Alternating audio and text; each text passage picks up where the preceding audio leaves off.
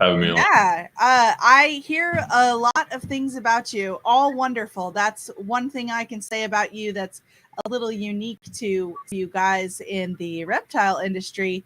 Usually you've got your fans and you've got your haters, but I don't know of anybody that hates your guts. So There's a couple. There's a couple you must be a really stand-up dude. Man, I really try. I really try and keep relationships with people above business. Naturally, there's a lot of money involved with everything that we're doing, but I really try and keep it to a professional hobby, so to speak, and friendships come along with that as well as any kind of sales, and that's so important in this whole thing. Yeah, definitely. So you, from what I understand, come from a history of reptile people. Kind of. I don't know. So my older brother, speaking of controversy in the hobby, yeah, Samson has quite the following and quite the people that love to bash him, and that is right. that is what it is. You know, everybody has their own personalities and business models. Mm-hmm. But yeah, so he got into reptiles well before I was even born, and then I kind of took it up from him. Obviously, you know, he had big snakes and stuff when I was a really young kid, and just seeing that, you know, secondhand growing up before it was even something you put much thought into. It's just natural for the animals to be there, and I've always taken a liking to them. I love them. That's amazing. So yeah, that's really cool that you grew up, you know, thanks to Samson. I mean, there's nothing. Well, I mean, I'm fascinated by huge reptiles, you know, big monitors, big pythons. Obviously, that's your passion as well. So what you were around it as a young kid, but what point was it when you really kind of felt like you wanted to get into it yourself? I mean, obviously, as a kid, if you're into reptiles, anytime you see a snake outside, your hands go and immediately you grab it, or a lizard, or, you know, frogs, turtles, all of the above. Always had the fascination, the business end of it, and wanting to actually breed semi-professionally, professionally, whatever you want to call it. Samson actually had a albino head albino Burmese python that he had, and through him moving and changing addresses and whatever, I ended up taking care of the animal when I was pretty young. I was about 13 years old. Wow. And it was an adult female, every bit of 16 foot or so Burmese python. At the time, we didn't know she was head albino, and we were not breeders at the time. I was too young to know anything about it. So we were communally housing some animals together, and an albino male Burmese bred her. And Samson ended up getting the animal back, and he took care of the clutch and all that. But she laid 62 babies. I think it was 62, if I remember correctly. And sure enough, right about half of them were albinos. They popped out. So when you're 13 years old and you have instant access to about 70 baby Burmese pythons, and they're worth $350 a piece at the time, you really it clicks real fast that this could be a very profitable hobby if you take it seriously.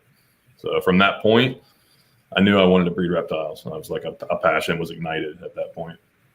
And then what really changed for me was when I saw the Reptiles magazine that had the first purple albino retics debuted, and that blew my mind. I fell in love, and that's where I knew I wanted to breed retics. So about what year was that? I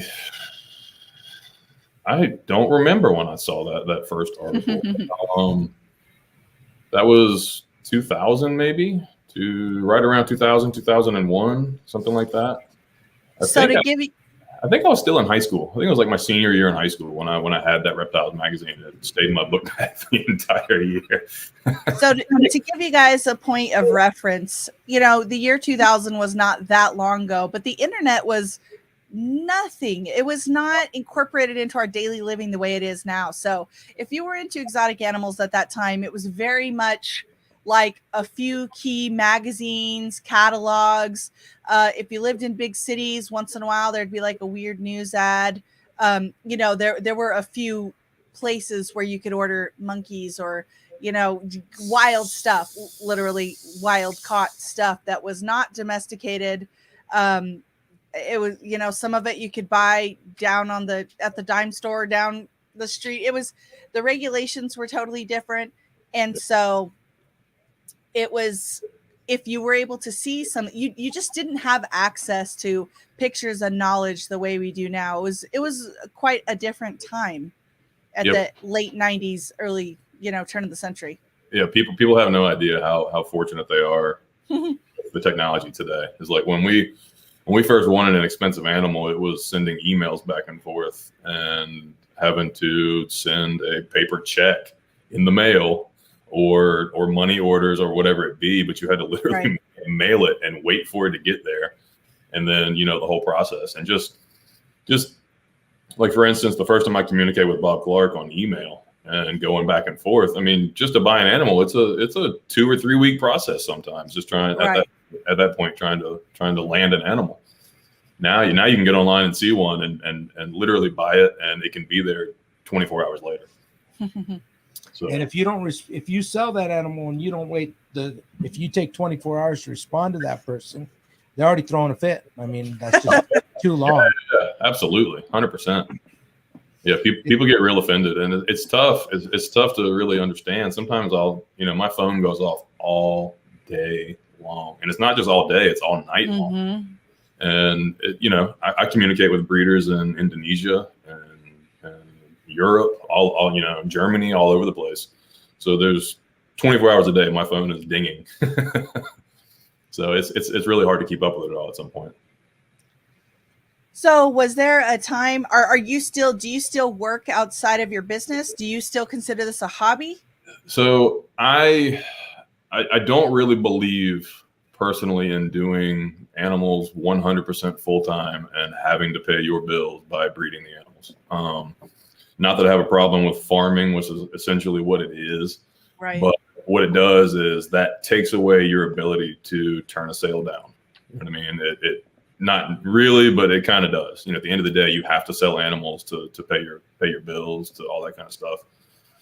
So I'm fortunate that I have a trade. I do electrical work, and I've got a really good friend of mine who owns an electrical company that I've worked with for years, and we do a lot of commercial stuff so that I can jump in and out whenever I need to.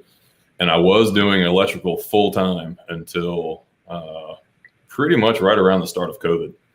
And it was just tough because COVID hit, and we have a 2.5-year-old now who was born a couple of months before just COVID really got going. And it's been really tough. It's been really, really tough. So here in the past year or so, I've pretty much done reptiles full time, admittedly, but whenever I get the opportunity, I jump back in and do some electrical work and do that kind of stuff. I like having that secure income coming in.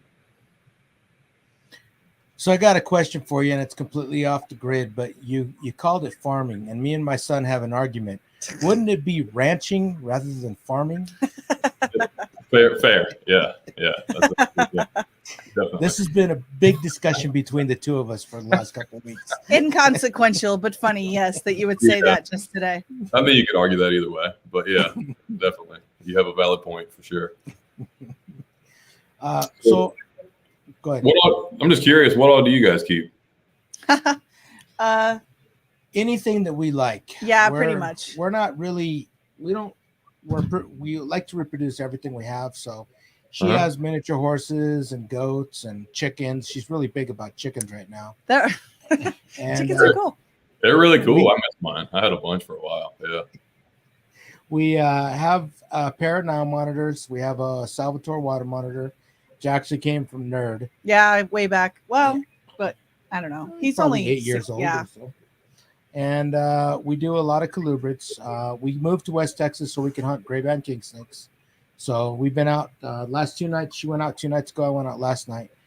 She didn't see anything. I saw a patch nose snake and Atrox last night. I saw a badger. And we've got some turtles. We had an Aldabra tortoise, but it didn't survive our move. It was one of the things we lost moving from New Mexico to here. How old was it? We had him for 6 or 7 years. Yeah. It hurt. That had to be heartbreaking. That was tough. Yeah. So we do. I couldn't imagine. I couldn't imagine. That's good. Heartbreaking. We do skinks, monitors, frogs, turtles, tortoises, of course, retics, ball pythons, Burmese, bull snakes, king snakes, rat snakes. And then we do rattlesnakes, cobras, gaboons, copperheads. Nice. I think that's all the venomous. Did I say geckos? I'm trying to go around the room. So we got a little bit of everything, basically. I used to have a decent amount of venomous stuff, but beatids and helas. Nice. Very cool. Yeah, mommy don't want me to keep any venomous stuff right now. Well, it's hard when you have a little tiny one that little guy makes it all different. Yeah, for sure. So what kind of venomous is what was your specialty? I really like Bitis. Anything Bitis. I had a couple of gaboons. I had a really big gaboon, some rhinos. I had a couple of puff adders. I had 6 different species of rattlesnakes over the course of me keeping them. That's about it. I never really got into the cobra family much. I had a couple, but they never really caught my attention like the other stuff did. Something special about a gaboon viper that is big enough to eat a 3-pound rabbit. Oh man, crazy! It is nuts. Special animal. It's just it's hard to describe how it just the fascination just doesn't ever go away when you're around an animal like that. So Parviocula, is there anybody in your area that's keeping them? I don't keep up with that part of the community too much anymore. I'm sure there are. North Carolina, there's actually a lot of keepers, but a lot of keepers in North Carolina stay pretty private. There's not anybody, I don't think, doing any kind of podcast or anything like that. Jeremy Turgeon, who was working for Nerd, and then he just moved down here. But as far as long-term North Carolina people, there's not many people doing any kind of public displays of their animals per se. It's funny. People ask me all the time. As far as selling retics, I've bred retics for a really long time, and I could count on both my hands how many I've sold in North Carolina. Really? Yeah, probably less than 10, literally, in the 20 years I've kept retics in this area. Wow. Mm-hmm. So tell us about the reptile laws in your state. Until recently, we lived in a really wonderful state for exotics. And we because of that loose cobra, we caught a lot of flack, a lot of public eye. The Article 55 has been in place for a really long time, and there are regulations for keeping retics and venomous stuff in North Carolina. You have to have locking cages. You have to have all the cages labeled with the species, the owner, contact information from the owner. You have to have a bite and safety protocol on your facility door. It's not hard to follow. It's really not hard to follow, and it's pretty lax, really, to be honest. Not a bad state for exotics. It's up in the air right now. Like North Carolina just went through and is banning tegu species and making it. It's weird. I don't even understand why they're doing it, but they're making it tough on importation into the state of colorbird species, notably indigenous stuff. So I don't know. It's kind of weird. I've never really kept them except for a couple of wild caught pets here and there. They're not banning colorbirds, but they're definitely making it. It's almost like they just wanted to put their foot in the door. Basically, that's the fear. Right.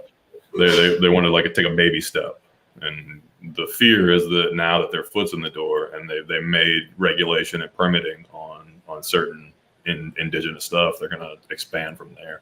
So it's a little scary for sure, but fortunately, retics and the bigger stuff has kind of stayed off the radar.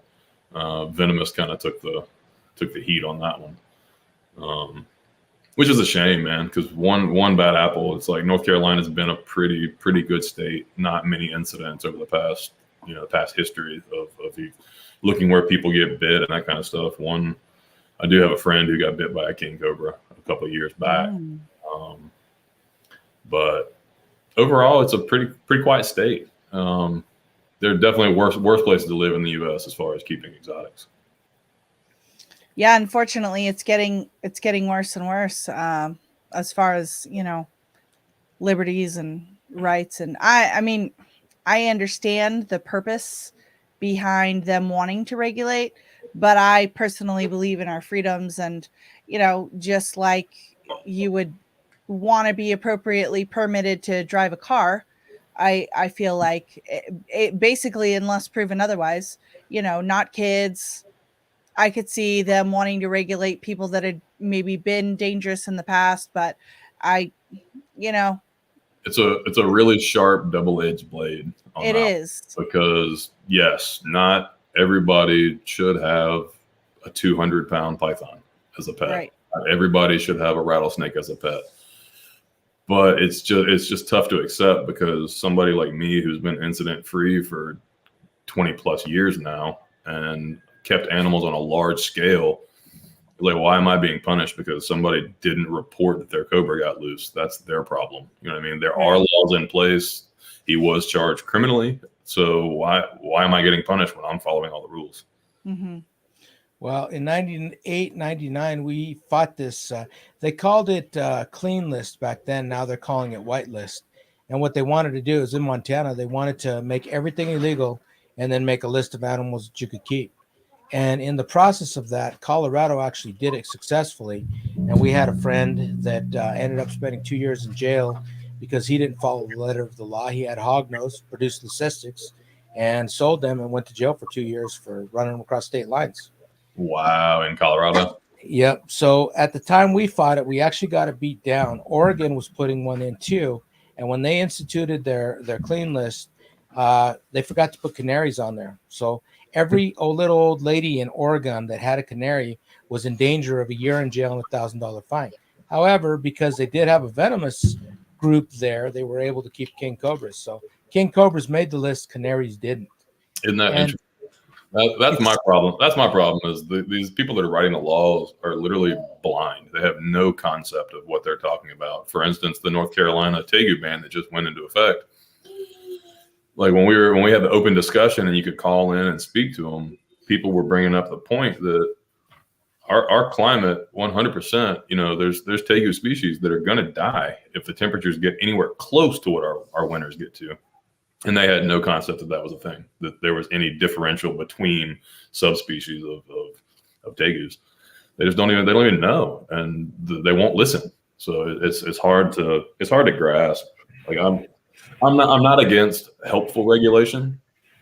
I'm not against it at all. I believe could be a good thing. The problem is there's no way to really instill it.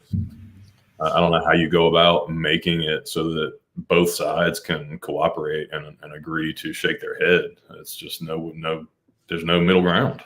Well, I certainly agree that the authors of these laws should not be third-party people that have zero. It should be herpetologists, or it should be people with knowledge in the field. Like when they were talking about the berm bans, and they basically drew a line down the center of the U.S., you know, from east to west, and they said berms can survive here, but not here. It's like, what are you? Do you know anything about this species? Yeah. That didn't even make sense. Like, seriously, it's unbelievable. Like, well, the problem is that we as reptile keepers are a bunch of narcissists.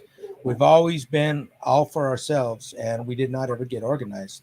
But now it's gotten to a point where they just want to use reptiles to get in the door to get everything. Absolutely. Eventually, it'll be dogs and cats, and we won't be able to keep anything. Yeah, so I was posting a lot of USR stuff on my page, and I was getting comments from friends that I've had since middle school that are like, "Why don't you just get furry pets like us?" Like, and I'm like, well, what kind of furry pet are you talking about? And they're like, well, get a ferret. Ferrets, everybody loves ferrets. Like, no, ferrets are going to be one of the first things that get chopped. If this thing passes through the Competes Act, like ferrets are gone. Like they're troublemakers, and in certain areas they could definitely survive. And if they can prove that they could survive anywhere, and they don't even have to actually prove it. That's the problem. They can just say, you know what? No, we don't like those. They're gone. Right. And there's a lot of regulations on ferrets already. Oh There's yeah, a lot of rules you have to follow to keep them breeding. I believe it. I believe it. I don't really keep up with it, to be honest, but I believe it. I know what kind of animals they are. I've been around them. I've seen them kill birds and that kind of stuff. So it's very believable that they're restricted or going to be heavily restricted if this passes through. Let's talk about something fun. Babies. Okay. Actually, I got a question for you on the ocelot. Why is it that you brought in the ocelot and everybody else that wasn't you that got them changed the name on them? Why? All right. So y'all have been around the hobby for a long time. You know, pretty much if you take a new gene and you're the first one to produce it, you get to name it. Right. That's pretty much how it goes. You can call it whatever you want to. This animal was found right around the shift between when the guys in Indo started actually holding animals back and breeding on themselves. So it's good to see. It's good to see, actually. You know, these animals are from where they're from. It's good to see these guys over there actually being able to take some of the credit and produce these world's first animals and all that kind of stuff. But that animal was named Rainbow before it was ever proven, like 6 or 7 years before the gene was actually proven. So it was named Rainbow because it had a similarity to a rainbow boa. You know, the little ports that run all the way down the side, and it had a reddish tint to it, which is weird because none of the new ones really have that coloration. They're all bright silver. But Michael Cole is actually the importer who worked with the Prestasi farm who brought the animals in from Ballroom Python South. Are you familiar with him?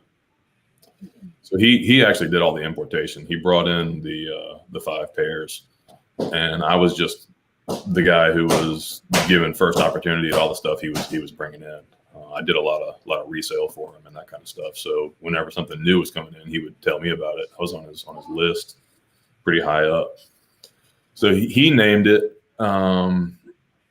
I had to step away from the hobby for a couple of years for some personal stuff. We can talk about that later if you want to.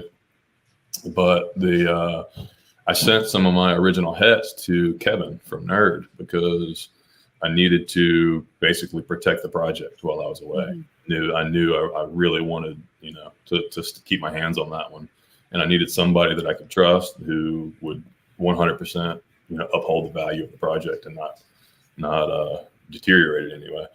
So I sent those to Kevin, and Kevin actually ended up beating me to producing visuals with some of the animals that I sent him, and he was looking at them, and Kevin's an interesting guy, but he was like, Rainbow just doesn't fit. It doesn't really work for the gene, and he wanted to call it ocelot.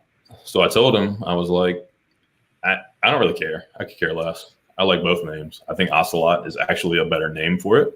It's a more fitting name, but I was like, the correct way to do it would be to reach out to Michael Cole and just have a conversation with him. And so he did. He got in touch with Mike and he asked, and Mike was like, listen, Aubrey bought the whole project out. So whatever he wants to call him, he can call him. I just named it that because we were promoting the project then, trying to sell the hets, and that's what the animal looked like to him. So with Michael Cole's permission, Kevin started calling them ocelots. I call them both. I call them rainbows and ocelots. Samson got a hold of the project years later. He bought out Eric's collection from Fascination Hertz. He's a big Venomous guy in Texas. So he had a pair, and he produced visuals. Ended up getting out of large constrictors, and Samson bought his collection out. So Samson got a hold of it, and he had to put a twist on it. So he called it Arcoiris, which is rainbow. It means rainbow. So he went with the original. He just wanted to give it his own twist. So it's kind of funny, the whole name change thing. I'm indifferent. I don't really care. I call it Rainbow and Ocelot. I like both names. I called him Rainbow for about 8 years. So it's still, even if I call them ocelot in the back of my head, I think rainbow still when I think of the project. Yeah. Well, how many clutches do you typically produce a year on your retics? Not many. I try not to produce. I try to produce as few as possible and get everything that I need to get done. Last year I only produced 4 clutches, something like that. This year I'm hoping for about 8 or 9 because I'm really trying to push the threshold on some of these projects and bring some crazy stuff about. We got some really, really neat pairings that are lined up for the spring. So yeah, that leads into our next questions. Tell us about some of your specialty projects with retics, and then I want to talk about monitors too. Okay, absolutely. So with retics, I'm coming out of left field a little bit, and I raised up some of my first visual females, and they're just now a little bit over 3 years old and ready to go. There's 2 of them that are off food right now, so I believe I'll be able to get at least a clutch or 2 out of them. And I bred a pure super dwarf male to one of them, which isn't really my style. I've never super been into the super dwarf stuff, but it's undeniably the future of the hobby, in my opinion. That's where it has to go. Not necessarily in the pure locality. I'm still not really into that, but when you can make some of these morphs that stay in the 12-foot range or so, that's a much more attainable size for people, right? And for myself, you know what I mean. I've been doing this long enough that I love really, really large constrictors. I love a 200-pound python, but when you got to work with them every day, and you got to work with a lot of them every day, it's so much easier to deal with an animal that's happy in a 6x3 cage than a true giant. So I'm trying to work that into the project. It's not my full intention, but I do want to have that going on. I do want to work towards that a little bit. I've got my hands on some really nice hypo stuff. I'm trying to put the first double het ocelot blue hypo stuff on the ground. Unless somebody else sneaks me, it's possible. But I've got access to a couple of different animals that I'm working with, so I'm trying whichever way I can put that on the ground first. I'm going to. I've got the only pecan in the country. Are you familiar with that one? No, tell us about it. So it's an incomplete dominant gene that's absolutely phenomenal. It looks a lot like it's almost a dead split between a phantom and an orange ghost stripe. So it looks almost like a platinum phantom or a platinum hogs at times when she really fires up. So I brought that in right before the ban. Michael Cole hit me up. He sent me a picture of the first super pecan, and it blew my mind. I was like, he asked what I thought about it, and I told him, I was like, I have to have that. Whatever it is, I got to have it. So what does the super look like? The super, it's really hard to even describe. It looks like like a yellow toned. What's that, honey? It's like lime. Yeah, it's a really weird color. It's like a ghost. It's like a silver backed yellow almost, and it's got a pretty white head. So it's got like a ghost phantom pattern, but it's hard to describe. If you get a chance, you should look one up. They call them definitely Pecan Emeraldo is what they call them overseas. So it's a color changing gene. It's a pattern and color changing gene. Okay. There's really nothing else kind of like it. But what's interesting is it looks like a phantom. It looks like a hogs, like an extreme hogs, and it proved overseas to be compatible with those genetics. Wow. So they bred it, and the pecan phantom looks a lot like a super phantom, but it's got a lot of crazy color on the white background.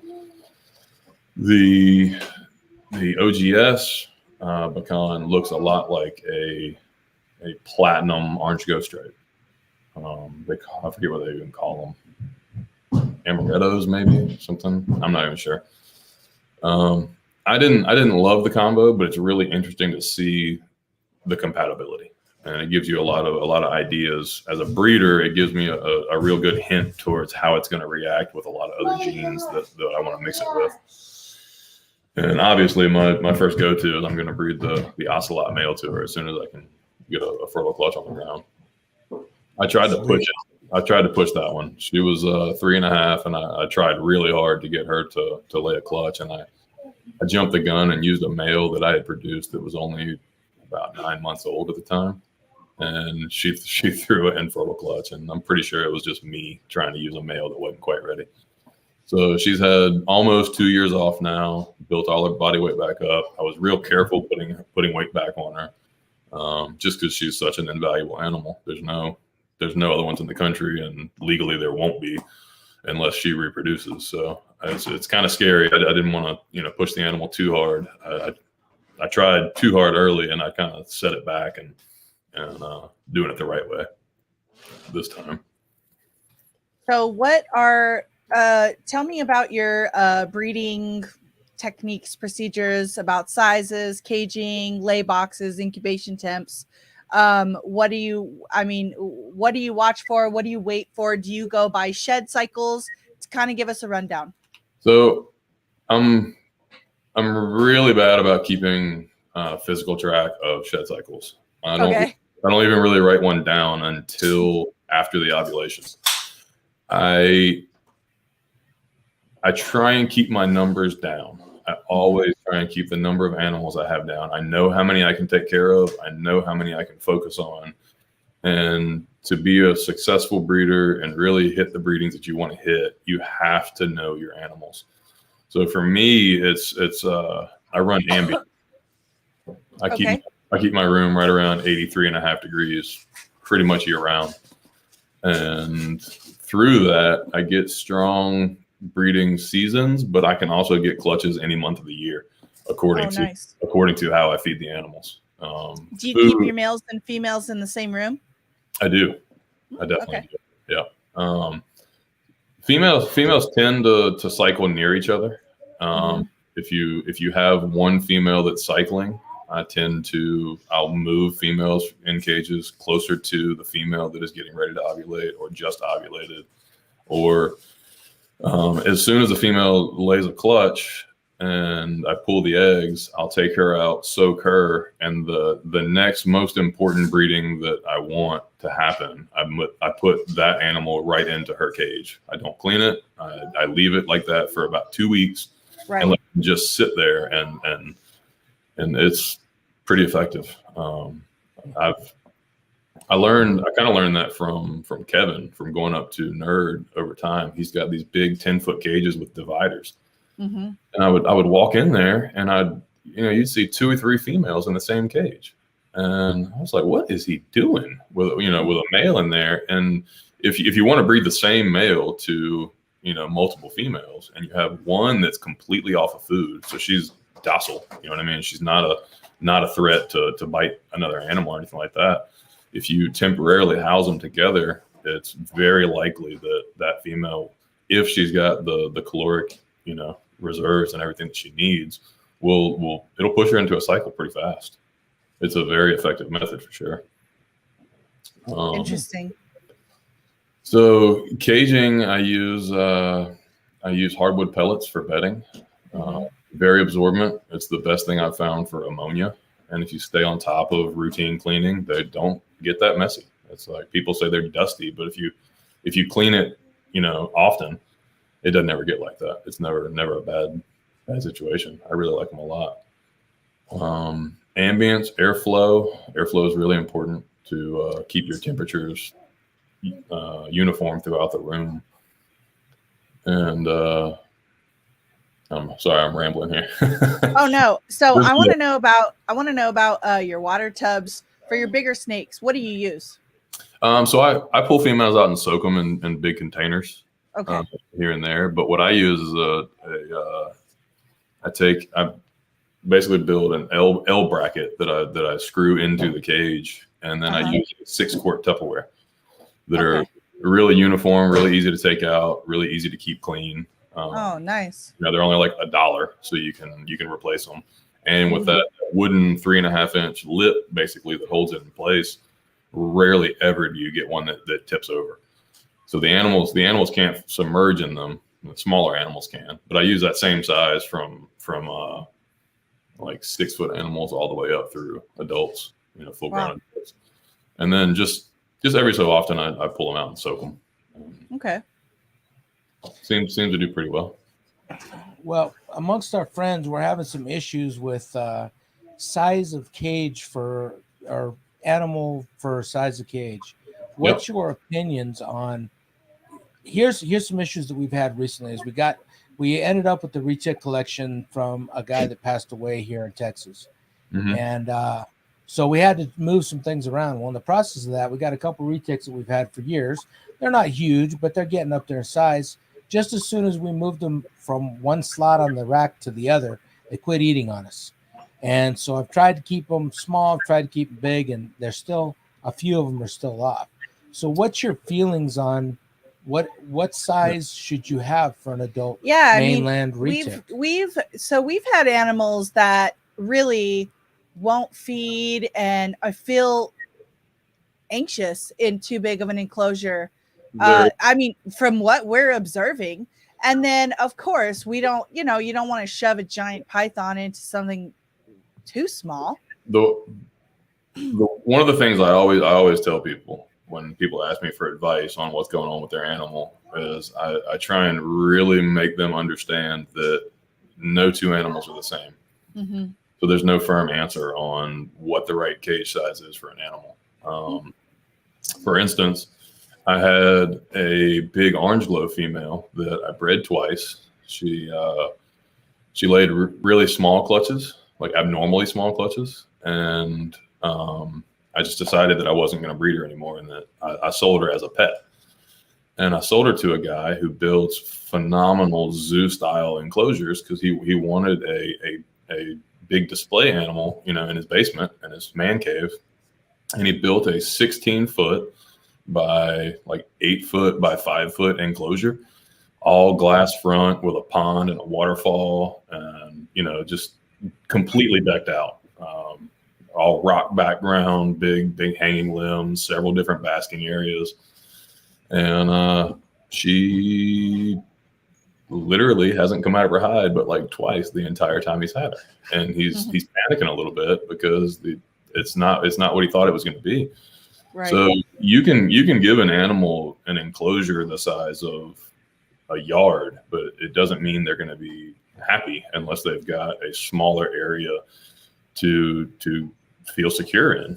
So it's tough. Every animal has a unique personality. At the same time, I could have sold him a 6 foot male that would have sat out and basked all day long and not been shy and reclusive. It's just you really gotta pay attention to the individual animal and figure out what that being needs to succeed and be happy. There's so many different angles on why, if you move one animal one tub, why it would stop eating. Age has a factor, sex has a factor.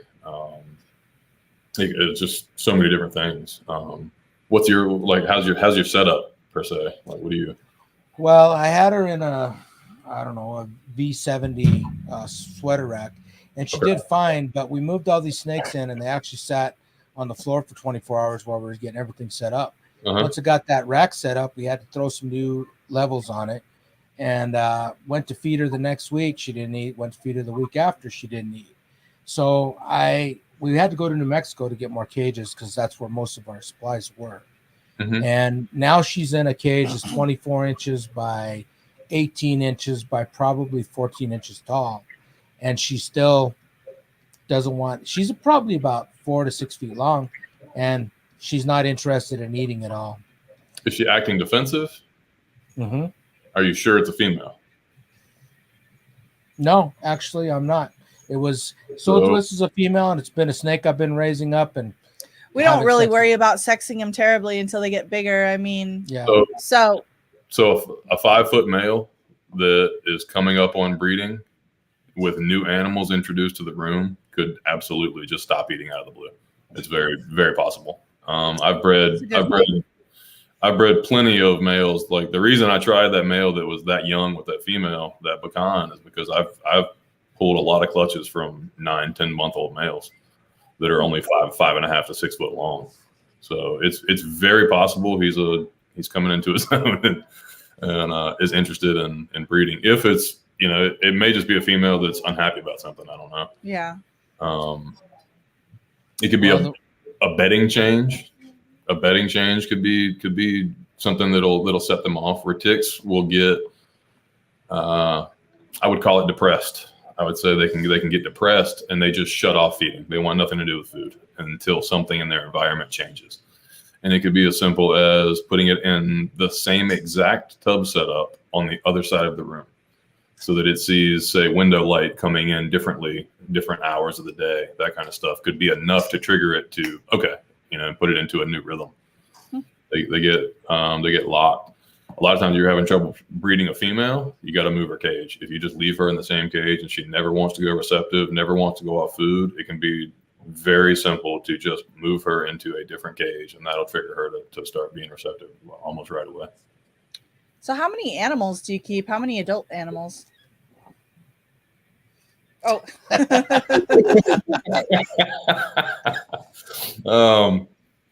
So right now, I'd say we're probably at about 150 to 175 animals altogether. That includes all the babies and everything.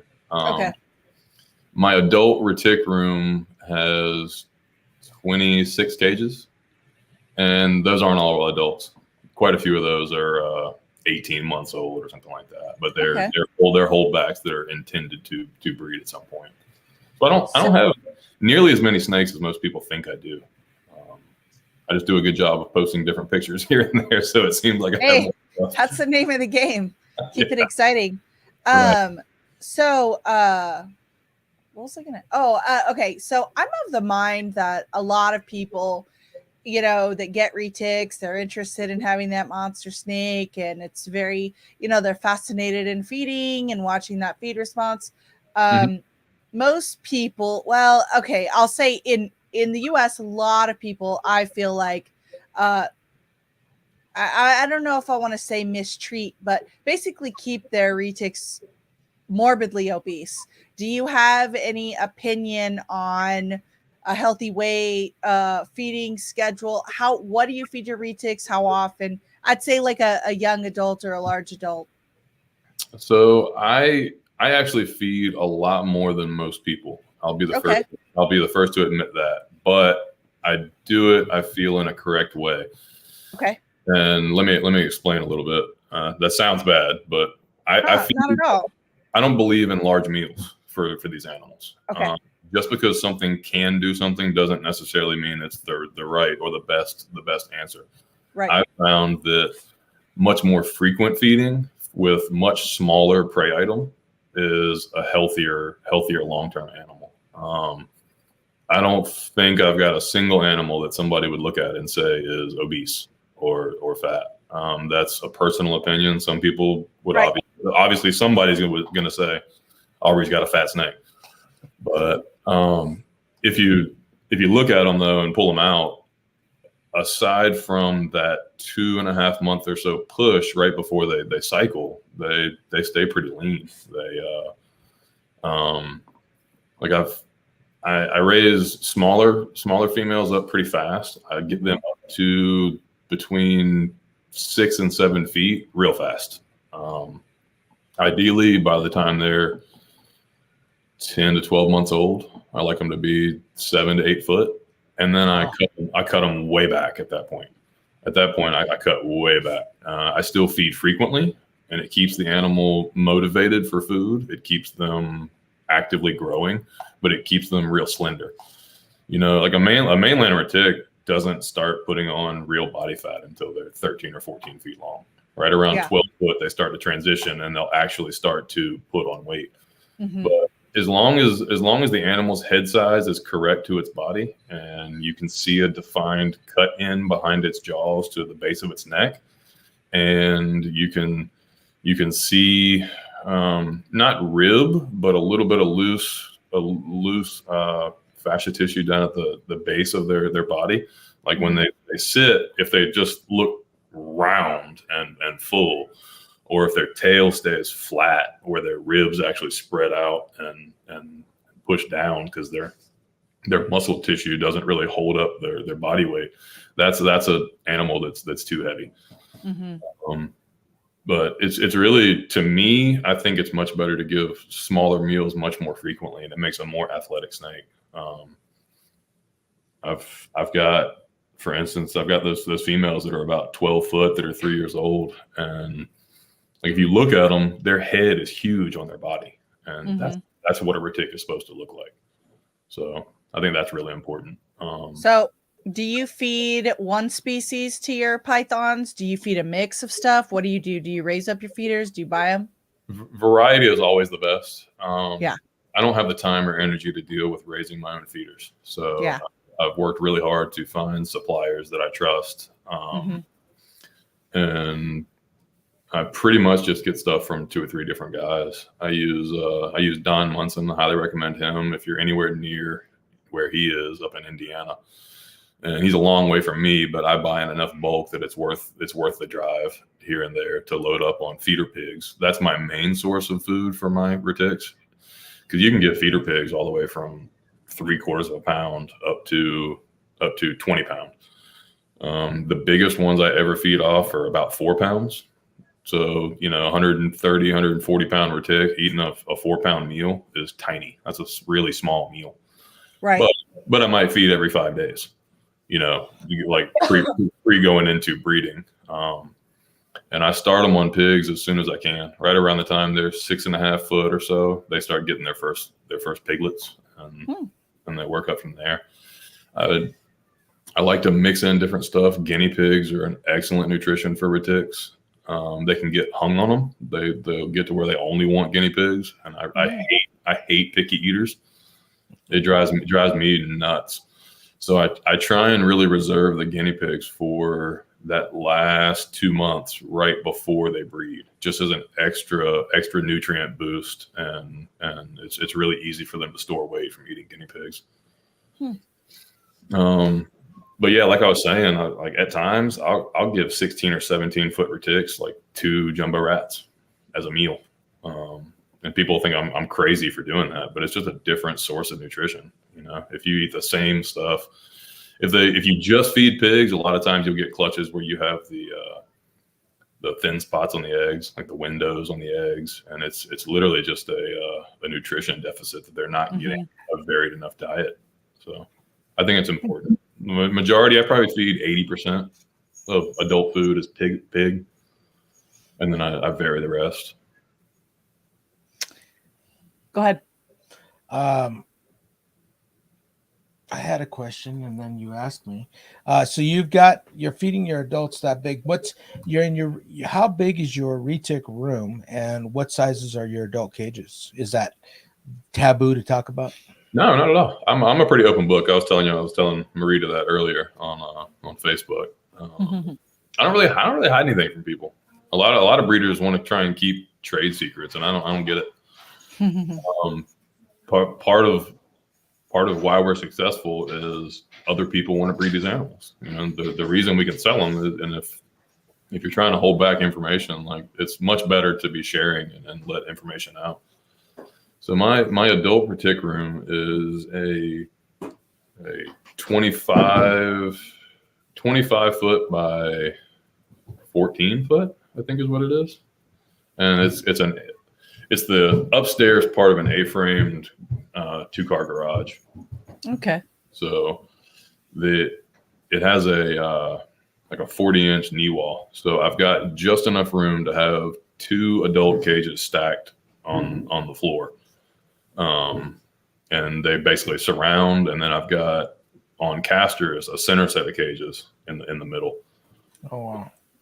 And it's not a ton of extra workspace, but if I slide that middle stack of cages back against one, it gives me about 8 feet by 20 foot to work with. So I can let an animal out and have plenty of room to comfortably maneuver the animal and that kind of stuff.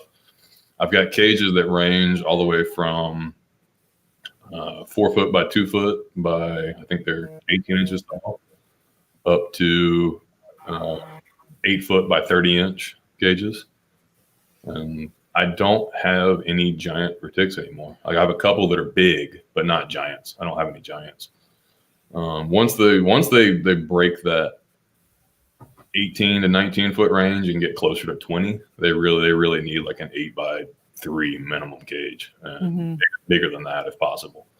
But I just don't have any animals that big anymore. Most of the gene functions that I have that I'm working with, they're just not there anymore. So like the biggest one I've got is probably 17 foot now, something like that. And she's in the 8 foot by 30 inch cage. That's pretty cool. Having that wheels in the middle one, you got to have wheels if you're going to do retics because they're going to get under. Oh, man. It's so important. It's the little things. Yeah, the little things you learn over the years. Like I keep all my hatchlings and younger raise ups down in my monitor room downstairs. I chose to keep the monitors and the tortoises and stuff downstairs because doing all the water changes and everything is just so convenient to have that on a ground floor than the retics upstairs. So I keep all the hatchlings and everything in there because I keep it 3 or 4 degrees warmer than I do in my retic room. And the hatchlings they benefit a lot from having that extra temperature spike. Right. So I've always been afraid. I have a friend. We're obviously tarantula people. He built a little room outside of his trailer house in Montana because his wife didn't like him. And he didn't get in there for 3 days, and his heater malfunctioned and turned on and cooked everything in there. So when you have ambient temperature like that, what do you do for safeguards on that room? So I've got a mini split that controls all the heating, and it's Wi-Fi compatible. At the right now, so we just actually recently finished the building, and I thought it would work, but it's just too far away from the house for my Wi-Fi to work really well. That's why I'm in the house right now instead of out in the animal room while we're doing the interview. But my Wi-Fi is weak, so I've got to trench a line out there and hardwire a line to my router so that I can get good internet connection out there. But then it's Wi-Fi compatible, and you can set parameters for alarms on your phone so that it'll literally let you know if your temperatures get any out of whack. So the way I've got it functioning now, the mini split's not really a threat to completely overheat and cook your room. It may run and get too hot for your breeder animals or something like that, but it's not gonna just go haywire and get 140, 150 degrees in your room. So I feel much safer running it that way. I used to run it with the oil-filled radiant heaters on a thermostat and all that kind of stuff, and that's definitely a little more sketch. You just got to have some access to check your temperatures through your phone, so that whenever you're traveling or if you're away or whatever, you can wake up and check your temperatures in the morning and all that kind of stuff. So right now, temporarily, what I'm doing is it's kind of silly, but I took our baby monitor. It will reach out there because it doesn't even work on a Wi-Fi. It just pings to the receiver. And so I put the camera out there, and it's got a temperature gauge on it, and it lets me, so I can wake up in the morning or in the middle of the night or whenever I check the temperature, I just look at the monitor to see what the temperature is out there. So it's kind of ghetto at the moment, but hey, whatever works. It's a tool. Yeah, you've been in it. You've been around for a bit. Tell us about the biggest mistake that you think you've made or a regret. Hard lesson. Obtaining too much, like too many animals to focus. I learned that it's better to have 15 or 20 animals that you can 100% keep your focus on than trying to do everything and have 150 animals that are all not getting neglected, but you can't keep your mental capacity focused on that many projects, that many different directions. So for me, the most important thing that I've learned is to just keep it as modest and as simple as you possibly can. Brittany's laughing. That's a good lesson. You just said you have 150 animals. You're like, You can't keep 150 animals. I know, but they're different. They're different like species and different stuff. My retic breeding, I only have like, not even 20 breeders at this point. I've got that many animals up there, but as far as breedings, I only have 9 females that can lay a clutch. You know what I mean? So if I go all out and try and breed every single one of them, it's only 9 clutches in a year, which is a lot, but it's not unmanageable. So, well, here's another question that's very important, and I want to learn a lot. Your incubator. Let's say you have 9 clutches. Do you have an incubator that'll handle 9 clutches? Because we don't. Well, we have 9 incubators, but they still won't handle 9 retic clutches. So I've actually got a really good friend of mine that has gotten into reptiles recently. I've been teaching him how to breed retics. He just had his first clutch with a couple of my animals that I sent to him to work with. And he built an incubator. And just the other day, I told him, I was like, man, it's looking like I'm going to need to borrow that incubator when you're done. So I've got another stand-up drink cooler that I can turn into an incubator in a couple of hours if I need to. Right now, I'm functioning with a 2-door sliding glass incubator that it can probably hold 5 or 6 clutches if I need to. But what's really neat with me is I try and focus my feedings to space my breedings out. Female retics are primarily triggered to breed by food and calorie intake and the timing of their caloric push. So I space it out as best I can. I don't want 8 clutches all at one time. The last thing I want is 300 or 400 baby retics all at the same time. Yeah. So if you watch my breedings or follow my page, you'll notice that I get 2 or 3 clutch bursts, and then a couple of months go by before I get 2 or 3 clutch bursts. And I really try and space everything out so I don't need to incubate 9 clutches at the same time. It's a lot easier to deal with 100 baby retics all the time than it is to deal with 400 baby retics all at the same time. Right. Well, this collection that we picked up, he had a display that was about 6 foot long, and it looks like basically the same thing that Jay Brewer's using for his incubator. And I was thinking about converting that, but I don't know if it's got enough. It's glass on both sides and on top, so I don't know if it's got enough insulated value to actually turn that into an incubator. It certainly could. It really depends on the ambient temperature of the room you're keeping it in. If you're going to keep it in an animal room that stays 80 degrees year round anyway, then it's probably plenty of insulation. If you're going to keep it in your house and you let your temperatures get 65 degrees in the wintertime or whatever, then it probably won't hold the transfer really well.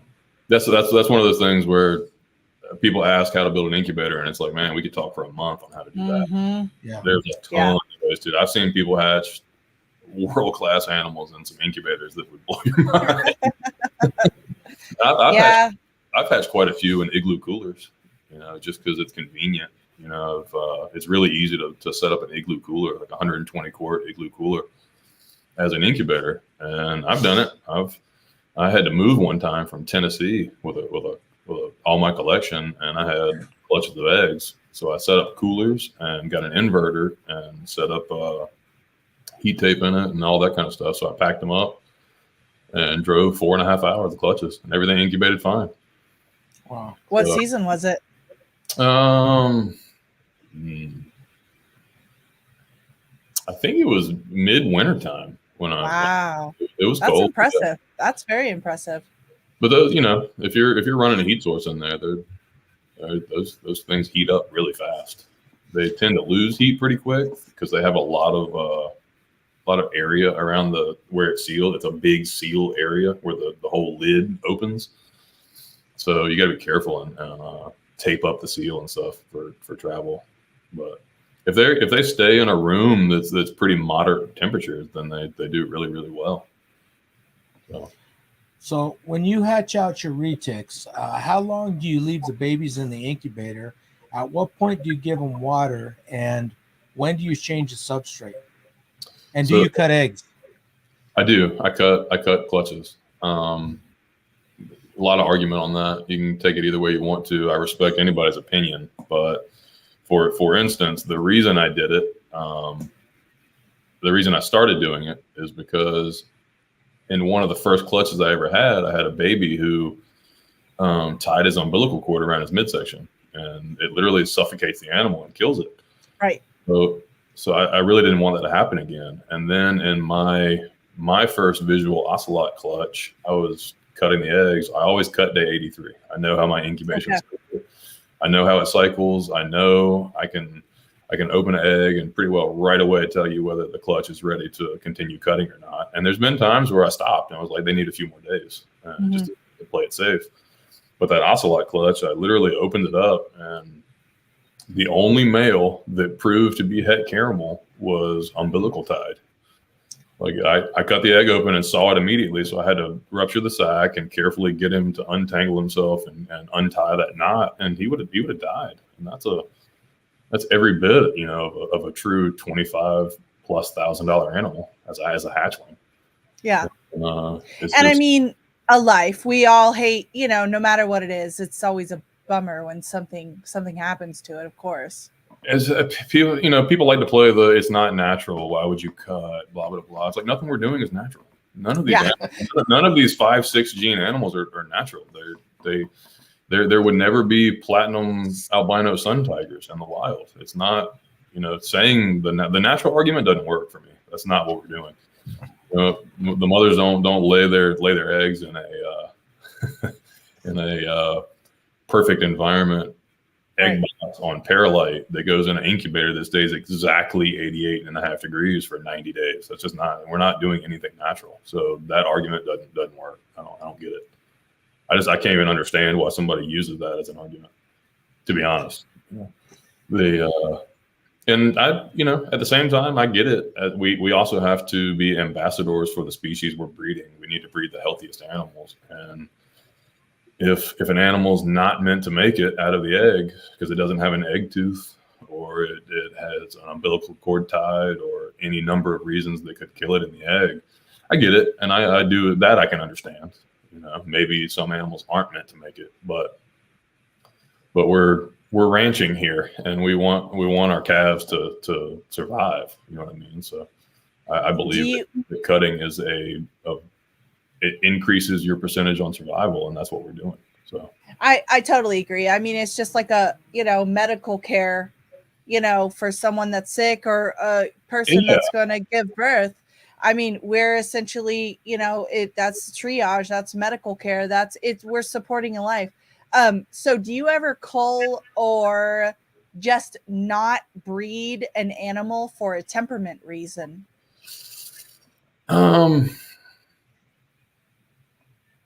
Temperament. I've had a few Retics actually that I gave away because I didn't think they need to be bred. Okay. They had such a bad attitude that I literally didn't think they needed to be bred, and the genetics weren't so overwhelmingly important that the animal needed to be bred to progress the hobby. So yeah, I have bailed on a few breedings because of animal behavior. Not often, and that's like my adult female double het caramel ocelot is not a sweetheart animal. She's had every opportunity to be tamed and to be conditioned to people, and she doesn't want to be interacted with. She wants to be left alone. So I'm less domesticated gene, so that makes sense. Yeah. So are all the ocelots, do they have a yucky reputation, kind of like pieds do? No. Or is that just that one animal, do you think? So ironically, the hets all tend to have a very leave me alone type of attitude. They're real jerky. They want to be just left alone. They don't want to be interacted with. And all of the visuals are like super placid. Like all of mine are. Yeah. Even the caramel ocelots that I just made, all the siblings, I'm warning everybody that's buying them, and I'm sending them to them. I'm like, hey man, these things are nippy. They'll grow out of it. But like the caramels, all 3 of the caramels have been just completely puppy dog tame right out of the egg. And I don't know if part of that is because I was interacting with them immediately out of the egg more, taking pictures right out of the egg. I don't know if that has an effect, but like I can literally reach right in and grab the caramels, and they're sweet as can be. They're amazing animals. But all the sibling hets will light you up. Well, so when your eggs hatch, you leave them in the incubator. So at what point do you, like I said, what point do you change the substrate? Because we've still got ours in the incubator, because the eggs started hatching at 81 days, and there's still babies in the eggs. They're just poking their heads out. But I'm starting to get worried about bacterial infection because there's so much slop in there. They're just sitting on the perlite at 100% humidity. Right. So I mother hen pretty strongly when they're hatching. I go in that incubator 50 or 60 times a day once they are ready to start coming out of the eggs. And a lot of times I'll chase them out of the egg before they are actually ready to come out on their own. Obviously, when you have a big clutch, you're going to walk in and you're going to see animals that came out of the egg overnight. And you wake up and there'll be 5 or 6 that are out or whatever. But typically, I'd say 95% of my babies, I catch them coming out of the egg, and I move them directly to the Tupperware where I soak them immediately for 30 or 40 minutes, and then use wet paper towels to wipe all the egg slime off. And then I put them into a matching tub that has wet paper towels and a water bowl. So as soon as they leave the egg, they have access to water, and they don't have any of the egg slime on them. So, okay. At what point do you start chasing them out of the eggs? What day is that? Usually once they like, a lot of times they'll completely absorb, and they'll just sit in the egg for another 24 hours or 36 hours sometimes, because they just feel safe in the egg. They're not quite ready to venture out yet. So I just check them, and usually you can tell, because the egg goes through a process to where it's just the clear fluid, and then it gets kind of bubbly, kind of like a hot tub when they're breathing a lot, and the egg slime gets over their nostrils, and when they breathe out, it creates bubbles. So it'll look like a jacuzzi with soap suds in it for a little while, and then once that starts to recede and those bubbles go away, you can tell that it's pretty well absorbed its yolk at that point and is ready to come out. So I'll dig in the egg a little bit and check them out. And if the umbilical cord is ready to detach itself, I go ahead and take the egg out and remove the baby from the group. And then I keep them in a matching Tupperware with just wet paper towel substrate after I soak them. And I keep them in groups of like 8 to 10 animals per 28 quart size Tupperware until they shed. And as soon as they shed, I single them out and put them into their individual tubs, give them about 48 hours, and then offer food the first time. Okay. Well, thank you so much for that information. So now back to the time that you had to step away from reptiles. What happened? So to be perfectly honest, I grew a lot of pot illegally. It was a little passion project that I had. I was quite the little stoner when I was a young teenager, and I grew up in a household that smoking pot was just not a bad thing. It wasn't frowned upon. It was just second nature almost. It wasn't really pushed on me, so to speak, but it wasn't frowned upon. So for anybody to find out that I came home stoned or anything like that wasn't that big of a deal. And it's an expensive hobby, so I started growing it outdoors as a very young kid. Wow. Yeah, I was a hellion, and I had some older brothers that were they blazed a path. So it was kind of like I could almost do anything I wanted to as a kid, and no matter what kind of trouble I got into, it didn't matter, because all my older siblings had all been real jackasses. And my parents had seen it all before and worse. You know what I mean? So it just wasn't that big of a deal. And I got into it. And eventually I started like growing more professionally. And I did that for years, made a lot of money doing it, and then got out of it on my own. I decided that I just had enough. I met I met Brittany, and my life just changed. I was just over that part of my life. And about 4.5 years after I had quit and completely retired from growing, I got in a rancher and a farmer. Let's put the debate to rest. Yeah. So where was I? You fell in love. So I fell in love and my life changed. I got out of that part of it. And I ended up getting in trouble for the money aspect of everything. Money laundering is what actually got me in trouble for paying my taxes on the money, because I wanted to use it for, I wanted to buy houses and cars and stuff, and you can't just use cash. So that's what got me into trouble. Wow. A different sibling, not Samson, his younger brother, my other older brother, half brother, got in trouble for some other stuff and basically sold me out. And he had helped me funnel my money through some banks and that kind of stuff. And he was able to give up the information that the feds needed to give me 3 years in prison. Ooh. Wow. Yeah, it wasn't that fun. Overrated, way overrated. So Yikes. Samson's quite a bit older than you. How is 10 it years. How is it that you guys have such an age gap? I mean, Well, there's kids in between them. So altogether, there's 7 kids in our family, and okay. I only have one full brother and one full sister. Samson and his other 2 brothers are my half brothers. We have the same dad, different moms from my father's first relationship.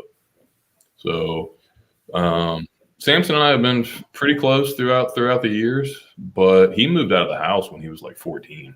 Like he was wild. He was really wild as a kid, and he moved out when he was like 14. So I was 4. I was young. And we pretty well grew up in whole different environments, whole different scenarios. Well, you were in business with him, and for the record, I really like Samson. I like his videos because his videos are no bullshit. There's no fluff. There's nobody dancing through a hallway and talking about how wonderful the day is. He just says what's on his mind and goes on with the day, and you pick up a lot of information. And you, at one interview I saw you recently, you said that basically Samson was there when you guys were together, and what he did is fed the animals all day long. And in my world, that'd be perfect because I hate feeding animals. I don't like watching them eat. I'd rather clean up the other end, to be honest. So I enjoy every aspect of it. I really like getting my hands dirty. I really like getting in there and cleaning cages. It gets frustrating, obviously, at points. Hey, buddy. So it gets frustrating at points, but I really enjoy every aspect of it, right down to scrubbing the water bowls and doing everything. Oh wow, you really love it all. That's I don't like it. I mean, it's something really peaceful about it. I work alone. I've just actually recently have let somebody come in and take a little pressure off of my workload and everything, doing some monitor feedings and that kind of stuff to help me out. But I do everything. And that's part of my whole thing is if I can't take care of it myself, I don't need it. I don't want to have to rely on other people to be able to. And Samson's whole thing is he literally wants to produce everything. He like he wants to be the big dog in the yard, and he wants to produce every locality retic. He wants to produce every morpher retic. And he and I had a really good thing going. We just did not see eye to eye on where everything needed to go. I'm just not into all that. That's like too many animals, too much. At one point when he and I were together, we had around 900 animals at our facility. Wow. All together, including adults, and it was easily probably 250 or so adult retics, including the males and all that kind of stuff. So it was a monster. It was a monster undertaking, and that was part of what changed me to really want to focus down to just particular projects. It got to a point to where it wasn't fun anymore. When you have that much burden on you, that much going on, I didn't like that. It was way too much business and not enough of the individual time interacting with animals and all that. So you said when you're cleaning your cages, when you're cleaning one of these big adult cages, you pull your retic out and just let them crawl around the floor while you're cleaning, or A lot of them. A lot of them. I rarely ever do I have a cage that gets completely blown up to a point where I have to remove the animal completely to thoroughly clean it. I spot clean 4 times a week or so, and then do a thorough cleaning once a week. So there's not many times where I've got to actually, like, I have to pull the animal out to thoroughly clean the cage. And usually I can just clean around them. Some animals are just have different personalities. Some I can let just free roam while I clean their cage and that kind of stuff, and I'll let them do that. But a lot of the genes that I have and a lot of the animals I have are real close to wild caught bloodlines, and they're not animals that you can just let out to free roam and turn your back on them while you're while you're on your knees cleaning their cage. Yeah. So did you happen to know Lou Dodano? I don't think so. That doesn't ring a bell. He was the guy that owned Baby, the world's largest Burmese python. Yeah, he got wrapped by a retic. He was from Michigan somewhere. He had a zoo there. Mm-hmm. Tom Crutchfield just said that he had heard about the guy. I'm trying to see if the guy's still alive and if anybody knows him. I don't. Not offhand. That doesn't really ring a bell. I feel like I've heard of the snake, but not his name. Okay, so you just went to Tinley last weekend. Well, I guess it's Tuesday. So tell us about the show. I know you had a table with Brittany and is it Megan Conda? Megan Conda? Yeah, Megan Kelly and Mega Conda. She's doing her thing. She's got some really, really neat animals. She's awesome. She's come a long way in the hobby. It's been neat to see how fast she's actually gotten to where she is. She's done so well with her animals. Tinley was amazing. Like, it's such a good time every single time we go. I think the first time I actually vended Tinley was 2013, maybe something like that. And I don't really love doing shows. I'm terrible for that. I should be at all the big shows, but I hate doing the shows. I love going. I just don't like vending. Vending's not very fun. We had a great time though. I mean, if you're into a certain species like Retics per se, like for me, there's literally the best breeders in the world are all congregated in one place, and everybody's drinking beer and hanging out, and it's just a good time, man. Hearing those old stories, and it's neat because I've finally gotten to a point to where I'm one of the older guys in the room now, which is a weird feeling, but going back and talking with guys like Gavin Bowe and about animals that we were both remember or sold to each other back 20 years ago it's just a lot of fun. Everything about it's fun. Hey buddy, you want to say hey? Come say hey. This is Arlo. Oh, hello. Sweet. This is my water bowl scrubber. Yeah, that's raising them right. Say hi. Hi. Yeah. He's just starting to take a liking to the animals, get into everything. Oh, that's awesome. He likes the turtles. The turtles are his favorite. Very cool. Here you go. Yeah, so Tinley was really neat. We took the caramel ocelots to unveil them and let people see them in person. I was getting a few people. I was hearing rumors where people were saying I was photoshopping my pictures. So it was like it's time to let people see them in person. I wanted to get out there and let people take their own pictures and post them. And I think it was a pretty big hit. It seemed like everybody liked them. Awesome. What was the highlight of the show? Oh.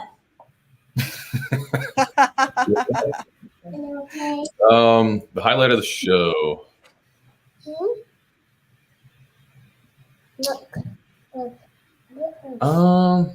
What was the highlight of the show? For me, honestly, it was just getting to hang out with old friends. Like there was a lot of animals. There weren't really any animals this time, to be honest, that blew my mind. Like usually, there's always that quiet little oh my God, did you see so-and-so's animal? Or did you see the Spencer's monitors or something that you've never even seen in person before? So like the last Tinley, it was a young pair of Spencer's monitors, and I was thrilled to see those. It was the first time I'd ever actually seen any in person. And this one, there were a couple of Bolins. There were a couple of baby Bolins that were really neat. It was good to see those.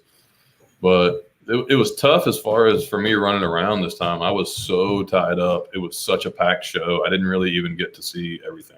I did a quick walkthrough, but as far as like scouring the tables and you know, those shows, you go to them, you can walk through 4 or 5 times and miss animal tables. Like name brand animals that you really wanted to see, you'll miss them just because there's so many people there. But it was the most packed I've ever seen Tinley. Like I've never seen that was the most foot traffic I've ever seen at the show, and it was really, really fun, really cool. Well, that's awesome. That is. So one thing that I've been seeing, because I've been searching, I'm trying to take a crash course in Retics, because we haven't been following the morphs too much. Then she got into Pied, and here we are down that rabbit hole. The Rennick Ghost. Did you know Ben Rennick, and do you work with that? And if you don't, how come you don't? So I met Ben one time at a show at Tinley. Actually, he was set up at Tinley, and I only talked to him real briefly. We had a ton of mutual friends, people that knew him really well. He's another one. He's one of those guys that I've never heard anybody say a bad word. Yeah, same. Not one bad interaction or sale gone wrong or just nothing. Like he had a spotless record in the reptile hobby, which is nearly impossible. Right. And so I met him once, and we talked for a little while, but not well enough to have called him an honest friend or anything like that. I didn't talk to him on the phone or any of that kind of stuff. So some kind of respect for the guy and everything that he did, but I didn't honestly know him that well. So you're working with his ghost morph? So I've got one female that I actually tried to breed an ocelot to this year, and I thought she was gravid, and nothing ever happened. She just went through everything, and I was expecting eggs. She never looked really full, so I kind of thought she was just going to lay slugs, but she just never laid anything, and then shed and is ready to start eating again. So I missed that one somehow. I never saw a confirmed lock, but that doesn't necessarily mean they didn't breed, obviously. So I had hopes that it was going to happen, but otherwise, I've never worked with Rennick Ghost. I've never had one. That's the only one I've ever actually worked with. I think it's a beautiful gene. It's just Retics have literally gotten to a point to where, with the space they take and the resources necessary to keep them thriving and doing well, you can't have them all. You have to decide which projects, and I just don't have the room for that extra project. So how many, you've talked about a few things that you have kind of in your back pocket. How many things are you going to show the world some new things here in the next 4 or 5 years that nobody even knew you were working with? Sadly, not really. I'm pretty open. I don't really hide breedings. I don't really hide. I think it's more important to put that information out there. And it's like, I'm not going to call myself a trendsetter, but without guys like me trying to stay as progressive as possible and put out what we're doing out there, it's important for the direction of the hobby, I agree. To let out, your plans, and a little competition's not the worst thing. I'm a very competitive person. Guys like Shane Costello, Jake Klotz, we're all really competitive people. And to hide your breedings and try and keep an edge that way just doesn't really sit well with me. I feel like you should put it out there and let the chips fall where they fall. If your animals are thriving and doing well and you can put the clutches on the ground, why hide anything? Put it out there. Klotz is not one of my most favorite people in the world. He flat out called us a liar, and I don't like that, but different story. So monitors. That interview's coming on, so that's okay. Yeah, I want to hear about your Salvatores. Man, so I went from, I had several as pets over the years, here and there, that kind of stuff. I had one that was every bit of like 60 or 70 pounds that I sold to prehistoric pets years ago. Just because I was moving and didn't have the space and all that kind of stuff. I finally got in a position in life to where I'm pretty grounded, and I was able to build a building just for the animals. And I decided I wanted a monitored room. So what happened was I was doing a lot of stuff with Kevin, going up there pretty often, a couple times a year for retic stuff and whatnot. And literally interacting with his, third, fourth, fifth generation captive born and bred animals, I just fell in love. So I got a couple of them, and then I got a couple of them, and I got a couple of them, and now I've got about 50 of them. Wow, that's awesome. A lot of them will end up going back up to Kevin, but I've you got guys co-own those? Is that a joint project? So Kevin, honestly, Kevin pretty much just set me up. Okay, wow. He sent a lot of stuff to me, and it's at this point it's more of a passion project, I guess. Okay. I too intend to breed them, and I want to breed them, but I'm still learning. I'm absolutely still learning. It's a whole different ball game. I've never bred monitors before. I have one egg in the incubator that's doing well. Yay, that's exciting. Congratulations. Thank you. And that was an accidental Partho breeding. I missed that. Holy smokes, that's awesome. So you say a Partho breeding. Was she paired with anyone? Well, Partho clutch. Okay, I was like, what? So I intended to breed her. I let her lay her first dummy eggs and all that kind of stuff so that I could time out her cycle, figured out when she was supposed to breed. And then I don't know if you pay attention to any of my postings, just recently I bought out a whole cage collection. Somebody that retired from the hobby, and they had a ton of nearly brand new vision cages sitting around, like enough for me to fill out my entire room and have extra to sell off. Dang. For a great deal. So I flew out to Texas, got a Penske truck, went and picked them up and drove them all home on 24-hour drive. Yeah. And that whole process. But yeah, I had several cages to sell that I got rid of, and everything's decked out. The monitors during that whole transfer, that female was ready to cycle, and I missed her. I was literally so preoccupied with setting up the new caging for the retics and everything that I missed the window. It's a pretty short window that you have to pair your monitors, and I just missed it. So I knew too. I caught her ovulation period, and I knew that I'd missed her, and I was like, damn. So I still dug up the eggs and all that kind of stuff once she laid them, and sure enough, one of them looked like it was a perfectly fertile egg. So I put it in the incubator, and now it's about 2.5 months in and doing great. Dang, that's awesome. Hopefully it'll be neat if that one hatches out. Apparently it's a lot more common in monitors than it is in retics. For them to lay Partho eggs. You working with Cuming at all? I'm not. I love them, but I do not have any. Really, really pretty. I like their size too. They're not giant monitors. But man, they're nasty. We like them though. I heard they like a tail whip a lot. Is that true? Say that again. Yeah. Did you say they tail whip a lot? Yeah, tail whip. Yeah. Tail whip a lot. Oh, they're mean motherfuckers. No, our Cuming eye wasn't bad unless you tried to get a hook. Well, yeah, I guess it depends on the personality. He would get out once in a while, and he'd like to go behind his cage. He was about impossible to get out. And he was about 6 to 7 feet long at the time, and we got him from a.b.exotics in Colorado years ago. And so I used a hook to pull him out, and when I did, I brought him back and then went to reach for him, and he just nailed me. And ever since then, if you try to reach in the room with or the cage with the hook or anything, he'd attack. But other than that, he was pretty laid back. I guess we've had other animals that hate certain things though. That aren't now. Always. We've got some now monitors getting up around 4 foot, and they're starting to get the blocky heads, and they're whippers. Yeah, they will get you. They don't bite, but they certainly hurt when you pull them out. I mean, all the ones that I have, I only have 1 or 2 that are troublemakers. Everything else is pretty laid back and docile. I I honestly spend a lot more time with the monitors than I do with my retics, just because they're so much more time and labor intensive, just to keep them happy and thriving. And I mean, out of all the ones that I have, they're all super friendly, super laid back. I've got that big albino male that I take to the NARBC shows and put him on display.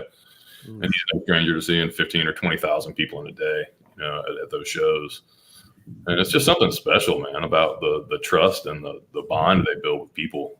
They really, really cool. Much more like keeping a dog than a reptile. Yeah, it's amazing how intelligent they are, and the things that they can learn and figure out. Yeah.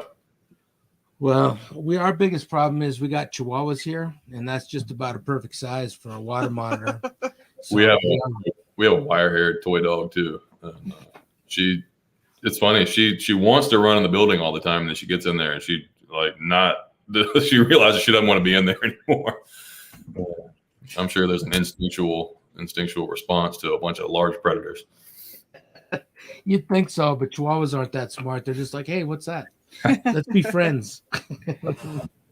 Yeah, the monitors are neat. So I'm just now getting to a point to where I've got a pretty good group of animals that are ready to start breeding. Like literally over the next 6 months, I should start making some pairings and seeing some eggs. So what do you do to cycle them? Do you rain them or put a rain chamber, or what do you do? I mean, Asian water monitors are really pretty simple for the most part. It's a lot of it is just the correct feeding schedule. They can't be super overweight. You have to kind of feast and famine them a little bit, but that's really about it, man. As soon as they get that calorie push, they pretty well cycle. If they're happy and have the environment they need, the digging and nesting boxes and everything is right, they just breed. The Asian water monitors for sure can breed 3 or 4 times a year even. They multi-clutch and can lay as soon as every 90 days. Oh wow! What kind of do you give them? Bigger water tubs? They do. They can bathe in and everything. Water tubs they can submerge in. Yeah. Okay. And changing that out. So unfortunately, I have not set it up to where there's plumbed. Yeah, it's not completely plumbed. So it's a lot of physical labor to change the water out. And all right. That stuff. Yeah. I plan on building better walk-ins with like 150-gallon stock tanks for the adult breeders and that kind of stuff. But I haven't gotten to that point yet. I've just been raising the animals to where they're ready to breed now. So over the next 6 months to a year, I'm planning on transitioning stuff into the walk-in breeder enclosures and all that. Awesome. So do you set any of these, either your retics or your monitors outside? Do you have any outdoor pens that you keep them in? So I live in a neighborhood, and it's just better for me not to go there. So I don't. None of my immediate neighbors know that I have snakes or keep snakes. They see the tortoises. Everybody loves the tortoises. They just don't have the stigma that a 18-foot python does. But like my one neighbor, there's a funny story. I had just had a pretty good war with a double het caramel ocelot female. She's every bit of about 17 foot and a real handful. And I had to get her into a big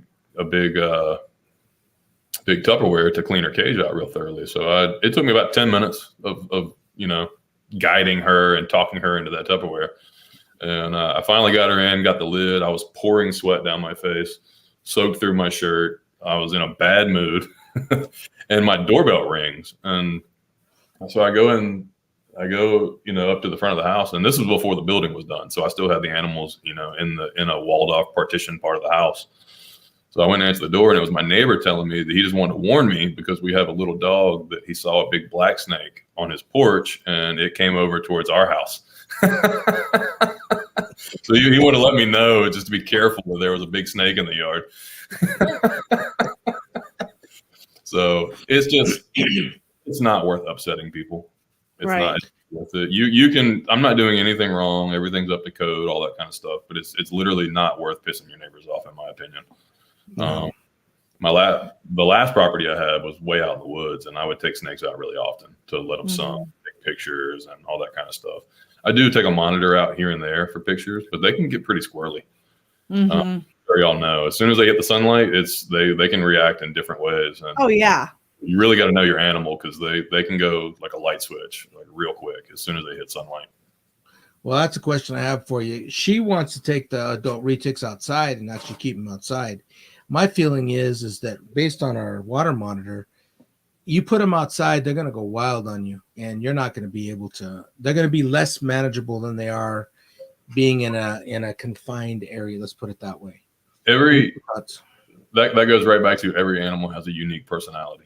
On the whole, you're correct. I think that if you put them outside, they're going to act more like wild animals. That's just how it's going to be. Not all of them. Some of them might not change whatsoever, but you just got to know the animal and be careful which ones you put out and interact with on an outside basis all the time. Big cages can be pretty dangerous too. If that animal has all the room in the world to be an ambush predator, which is what they're designed to be, in a big walk-in enclosure. It's like you almost need a riot shield to get in there safely and begin the interaction. Right. Sometimes it's a lot safer for us and the animal in the long run to have them in a more confined space, in a big giant enclosure. So, being from North Carolina, have you ever seen Cistrurus miliarius in the wild? Hyde County, North Carolina, the red pygmy rattlesnake. I have not. I have never seen one in the wild. I've seen timber rattlesnakes, a lot of copperheads. I've only seen in the actual wild going out, and I've only seen one cottonmouth ever in my entire life, because they're more down east for us, and I don't really do much intentional herping, like going out looking for animals. I used to as a kid, but I didn't have a license. It was right around where my home was. So a lot of copperheads. As far as venomous stuff, copperheads are pretty much all we really have. Even the rattlesnakes tend to be more like an hour east of us than where we are in central North Carolina. Well, another question for you. You got this ocelot project, and I don't think anybody really realizes the amount of work it goes to pull in a project like that. So from the second you heard that you might have them available to you, can you describe the process before you actually had them in your hands? I know it's kind of complex. Like the mental process, or what? Everything. I mean, so it was a really tricky project to begin with. If you've been around the hobby for a while, you've seen a lot of different breedings, stay up to date on stuff. The original wild caught male looked a lot like a hybrid, and a lot of big name breeders talked trash on it and weren't willing to invest in it because they thought it was somebody trying to pull a fast one and take a hybrid animal and claim it as a new morph to try and drum up more money than the animal's actually worth. So they bred it to an orange glow, and all the offspring looked pretty normal, but there was a lot of doubts. Some big name people that I'm not going to mention any names, but there were some big name people who tried to talk me out of investing into the project. And I was like, I don't know, man. That thing looks like a pure retic. Like its head looks like a pure retic. And I took the gamble on it. Initially, it's kind of funny. This is really funny. They were the pairs were only on Michael Cole's list for $3,500 a pair when they were first introduced into the marketplace. And 5 pairs came in. The first pair I got, I didn't even actually spend any money on. I traded hatchlings that I was hatching at the time because Michael Cole was able to, ship those overseas and make some pretty good money on them. So he took a trade for them. Jeff Wilson picked up a pair, and he kept them for about a year and lost faith that they were actually going to prove out. He was just looking at the heads, and they look interesting, but I don't know. And he decided to cash out, and that's how Prehistoric Pets got their hands on the heads. They traded a whole $50,000 worth of titanium stuff at the time to Jeff. So Jeff got a really good trade financial wise on it, but I bet he regrets letting that one go. So anyway, the long story short, those other heads were sitting around for a really long time, and nobody was buying them. Nobody was willing to invest in being a recessive gene that it wasn't. Everybody wants a co-dominant. They want a fast return. They want to, blah blah blah. And the wild caught animal was kind of weird. People weren't just, they're like, it was neat, but it wasn't, jaw dropping like the captive born and bred babies have been and that kind of stuff. Mm-hmm. So it was a really neat project that just got a super slow start, which was good for me because, I was close with Mike, and then closer to the band time, he hit me up and said, we got to do something because these things are going to be landlocked in Florida. Right. And I was like, well, I want them. I mean, then we worked out and I bought them. And at that point in time, they already had a pretty good amount of age. They were already like a year and a half old at that point. So I ended up with 3.3 of those original hats. And the other two pairs got out. I really hate that I couldn't at the time afford to just bank on putting those away and holding on to them too. But like I said, it was an unproven project at that point in time. There was no guarantee it was going to prove out. So it was a risk and a gamble to even put 6 years into raising those heads up. It was funny, like judging by the looks, they do have a unique look. And now that I've hatched a bunch of clutches of heads out, I can pick out markers for them. And a lot of other breeders agree. It's pretty obvious picking out the heads. So what are the markers? He's not going to tell you. He said he was willing to share. Wait till the camera's off. Oh. So I'll be happy to talk you through it, but it's kind of hard to say without looking at an animal. It's so much easier to point at an animal and show you what the markers are. But the ocelots have those ports down their side. Typically, some of them have those peacock looking ports that run down their side. And if you look at the hets, a lot of hets have a secondary raised rosette. You have the typical white rosetting that run down the side, and then right near the dorsal, you'll see intermittent, random white spots. It's not much that you would catch on to, but when you're looking at a clutch and every single animal has it, it starts to realize that's not normal. The head dotting is pretty prominent. The two dots on either side of the top of their, like the very back of their jaw, I guess would say. They have a very hogs type of look. Commonly, they're really interconnected, almost like a chain link pattern down their back, to where it's a larger circle connected by a smaller circle, and they touch, running down the whole dorsal part of their back. A lot of them have right about 6 inches past the back of their head, 6 to 8 inches on their very dorsal. They've got a circular interconnected chain pattern, and then they're going to have, it looks kind of like an eyeball, where they have a really dark black center to that, and it's the only one on their back. If you're looking at an animal, you wouldn't see it, but when you see it in clutch after clutch after clutch, and I wish there was a way to like show it on here, but if anybody wants to reach out and talk to me, I can show you pictures on what I'm talking about. Very cool. That'll help make sense. So we've talked a lot about everything that you're working with, but I know you have a family and you work in electricity. Tell us one more thing about you that maybe people don't know from your social media that's unrelated to the animals. You want to jump into that one, Mommy? Yeah. Tell us, Mommy. Come on up. Brittany's being shy. I coached a middle school baseball team for years. Oh, cool. I played pretty elite level baseball growing up, all the way through college age. And then a few years ago, it's many years now, 7-8 years ago. You're also really into looking for arrowheads and rock formations. Yeah. You really like jumping spiders. I'm just a big kid. I love jumping spiders. I like looking for arrowheads. We've got hundreds of arrowheads I've found over the years. I have a green thumb. Ooh. I do have a green thumb. And no, just a lot of sports. I was very athletic as a young kid growing up, and that's definitely molded my life a lot. That's about it though. I'm pretty normal, I guess. Do you have a degree? I don't. Did you go to college? I went for 1 year. Yeah, I went for 1 year to thinking I wanted to play baseball there, and I decided that I just wasn't into playing anymore. I kind of. He also has a badass wife. I have a badass wife. Yeah, honey, that's understood.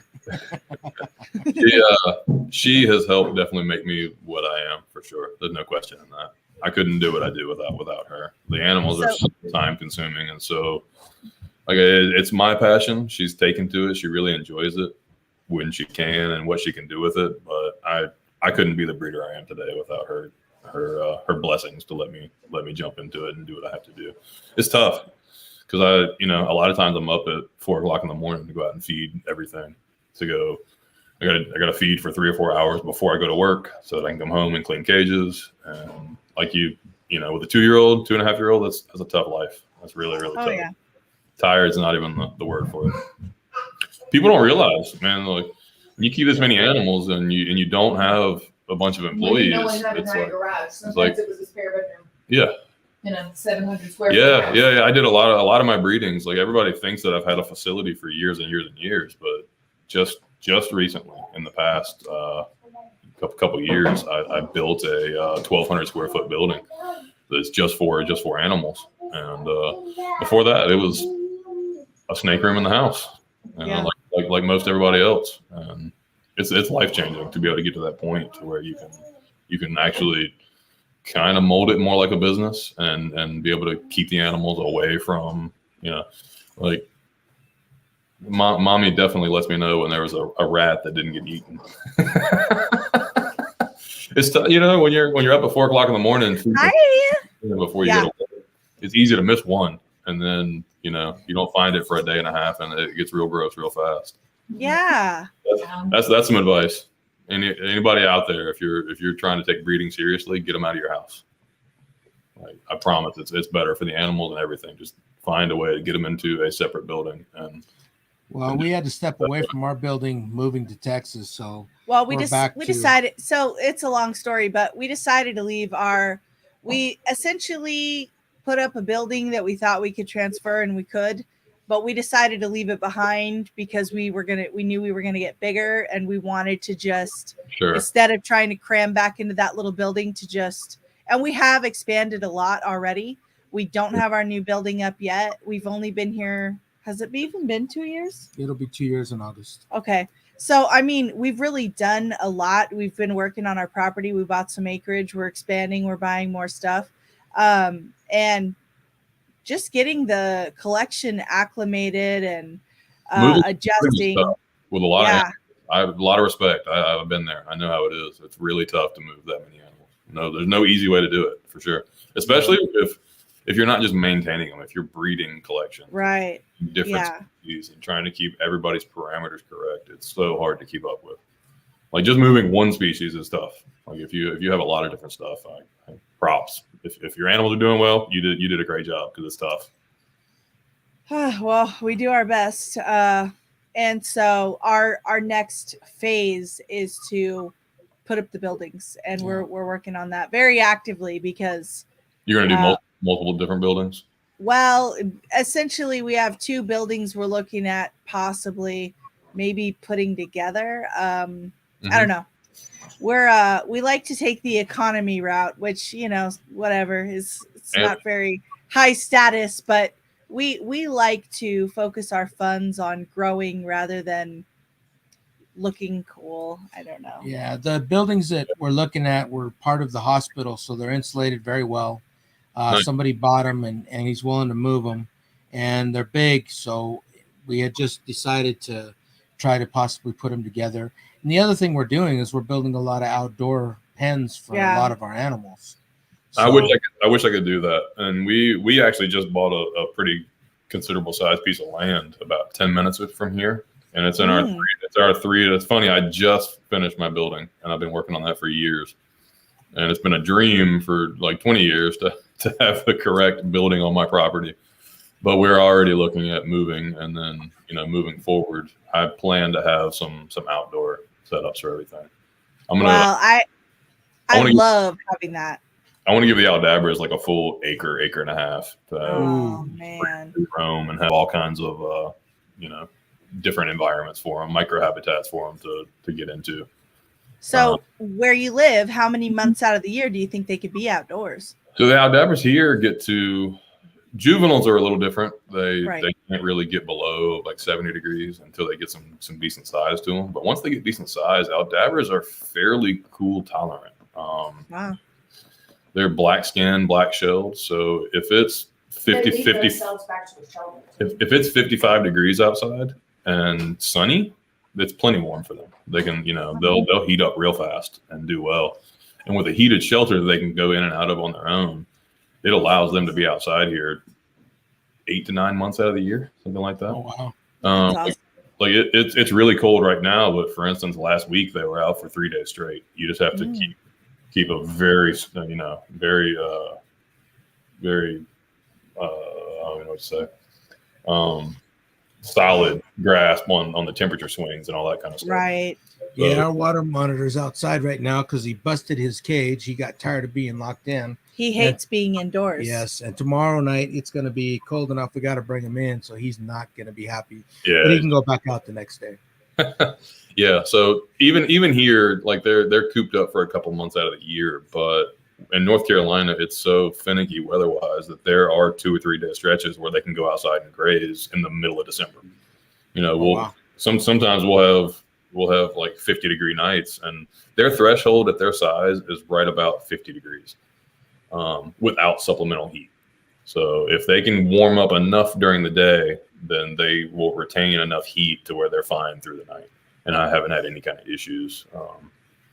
It's like once they get 13 or 14 inches show, they can start dropping down into the lower 60s, something like that. And then once they get to 20 to 30 inches, they can get down to, I think the coldest I've let them stay out without supplemental heat was 50 degrees. So it's real fun when you don't have the correct heated setup. You've got the indoor setup for them, but not the correct heated like goat shed style setup for them, to where they can get out on their own, and then you have to go grab them at 8 o'clock at night and it's raining. Yeah. and they're 250 pounds. Right. Everybody wants an Aldabra till it's time to do Aldabra stuff. Yeah. Well, ask him your cliff questions. My cliff. Okay. Let's see. We've already covered most of them, I think. So we're doing one video that's a retic collab where we're asking all the retic breeders the same things, and we'll cut it all into one video. So there was the questions about enclosures. If somebody had $1,000 and they came to you and didn't have anything at all, and they wanted to get into retics, and they talked to you and said they proved to you they've done the research, they know they're going to get big, but they need a direction to go, what direction would you send them with $1,000 to $2,000 worth of money? Cage wise, genetics wise, cage wise, everything.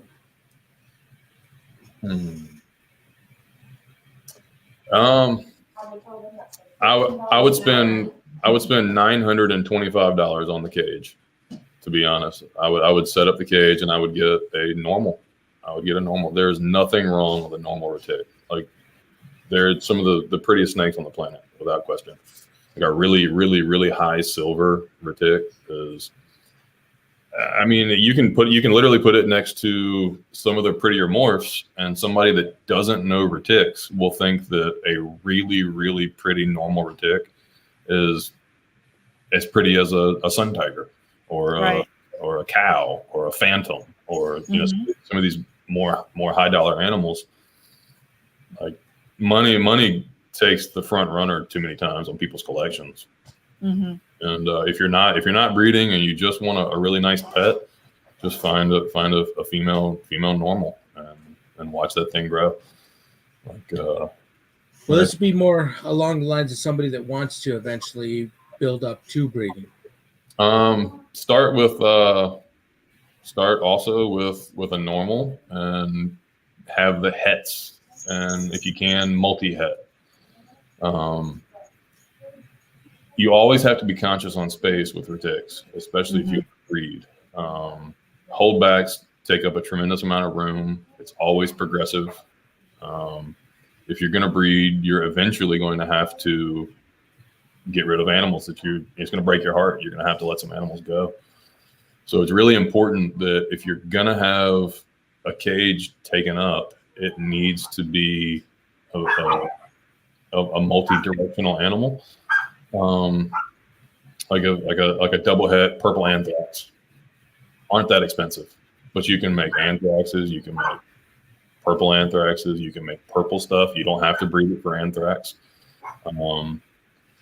Everybody gets caught up, and they're like, I don't want a triple het project, blah blah blah. But think how useful a triple het female is.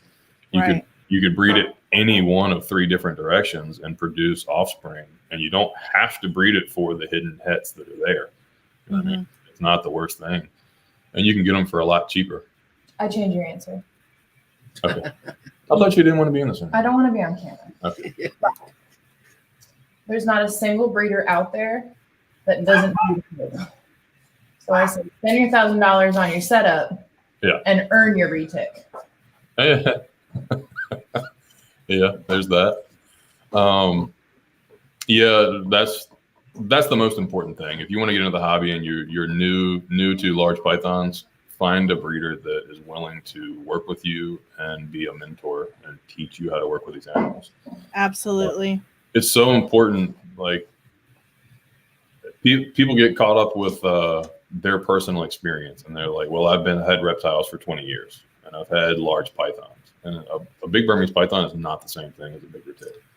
Yeah, that's absolutely correct. Thank you for saying that. It's not the same thing. And if I've had big boa constrictors, and I've had a 14-foot anaconda, and that's it's not the same thing. They don't move the same. They don't behave the same. If you want a retic, you need to find somebody that keeps retics, and you need to see the good, the bad, and the ugly of retics. Like, you need to work with an animal like some of the ones that I have that are from wild caught animal blood, and see what they can be, because it's not fun dealing with some of those animals. Sometimes you have to really be alert.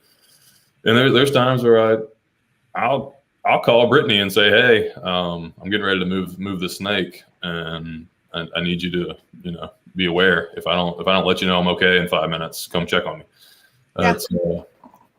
It's not for everybody. Retics are definitely not for everybody. And until you see one in a bad mood that's 17 feet and you have to interact with it, you're forced to interact with it. Right.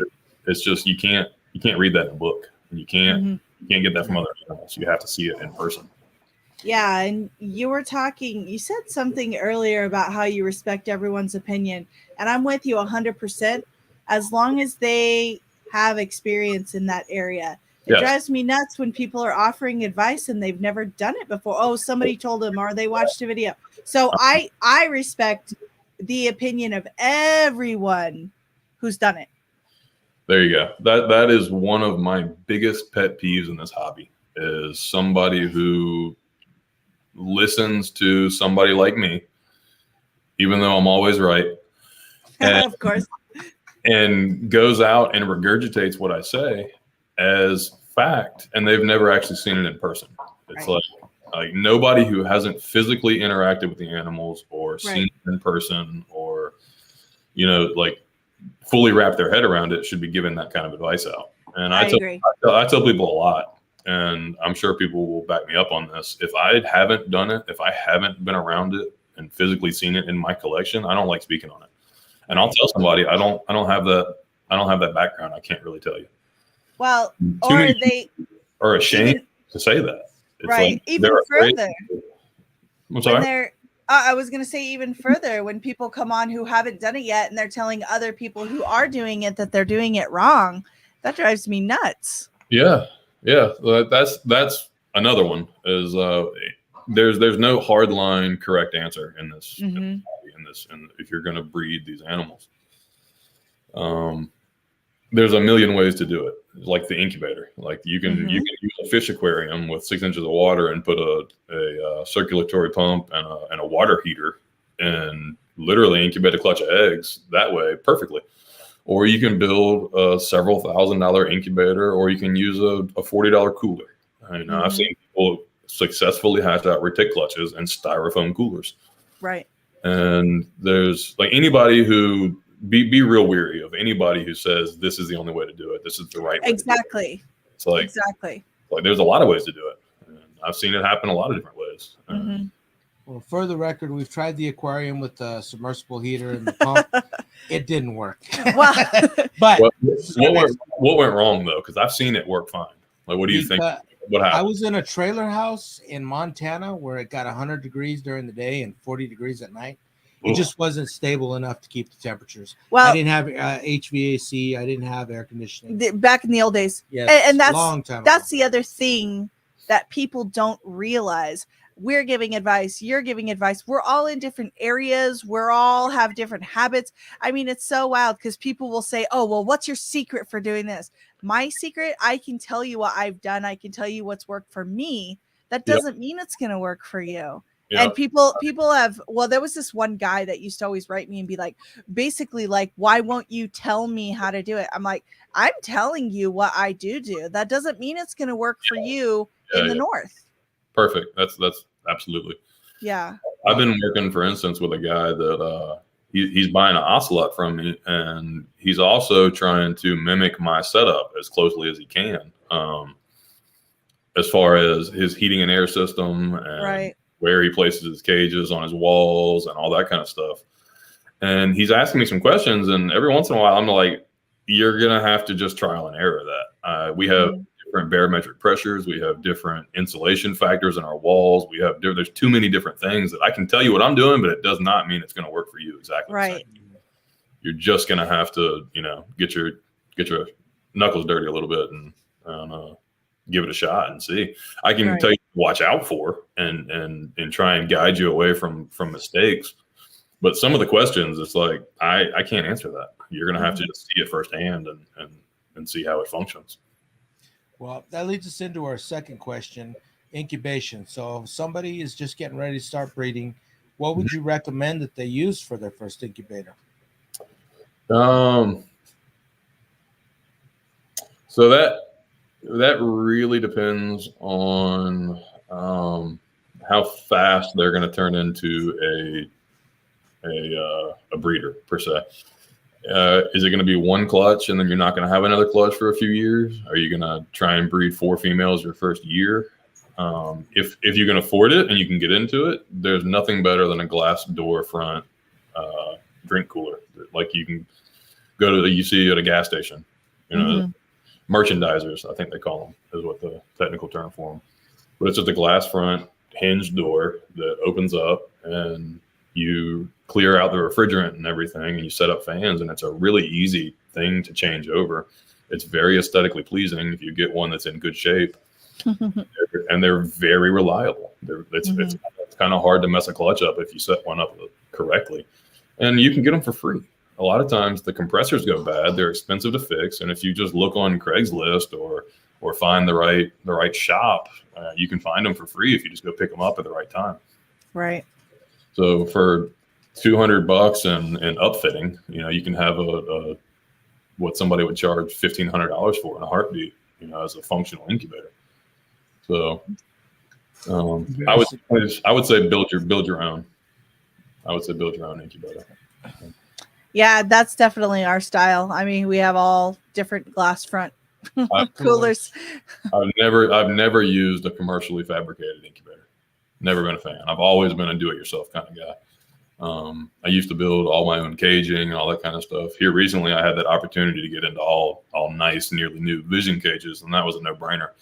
But I always had mismatched cages that I built myself and all that kind of stuff. And I had some cages, like they took a beating over the years, but I had them for 12 years or so, and they were still functioning fine. It can be done. You just got to do it the right way. Yeah, agreed. All right, tell us an embarrassing story about your time either at the show or just in the industry throughout the years.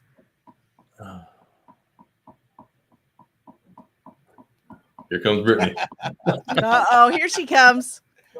Embarrassing story. Man, I had a couple Tinleys back. I had a real tough time holding down my deep dish pizza all night.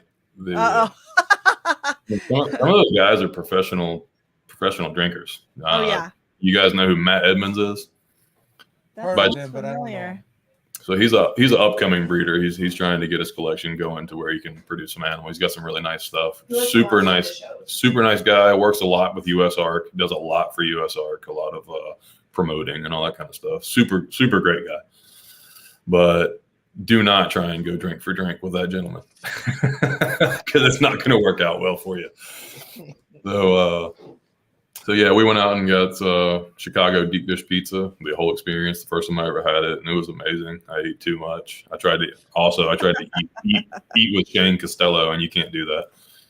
He's a unnatural force at a dinner plate.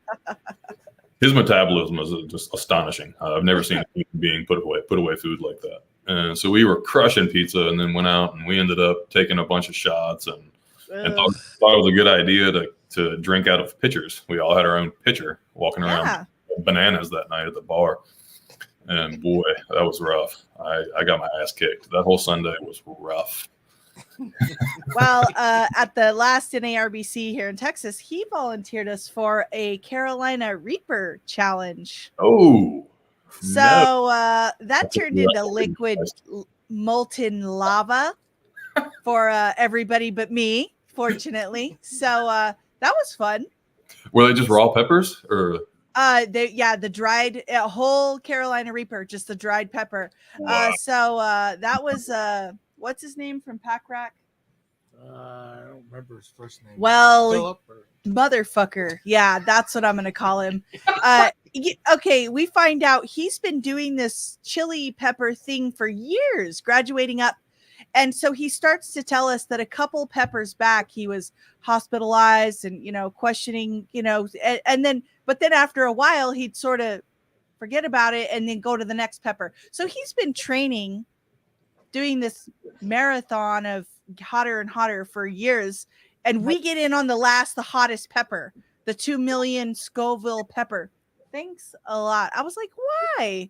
Why did you agree to that? So, yeah, that was a lot of me waiting outside the bathroom. So that was glamorous, but I got to hang out with Gavin from Balls to You. So it really was a jolly good time. I got Brittany real good one time. Let's hear it. It was a good friend of mine had a pepper garden, and apparently peppers can cross pollinate and different species of peppers, and it'll make some hotter than they're supposed to be. Yeah. And he gave us a bunch of random peppers, and I was I lost you. Looks like your camera was on. You unplugged something. Hang on just a second if you can hear us. It isn't that, darling. It's the camera. Oh, wow. How did you do that? I was trying to write back. Oh, the camera's not unplugged though. Let's see.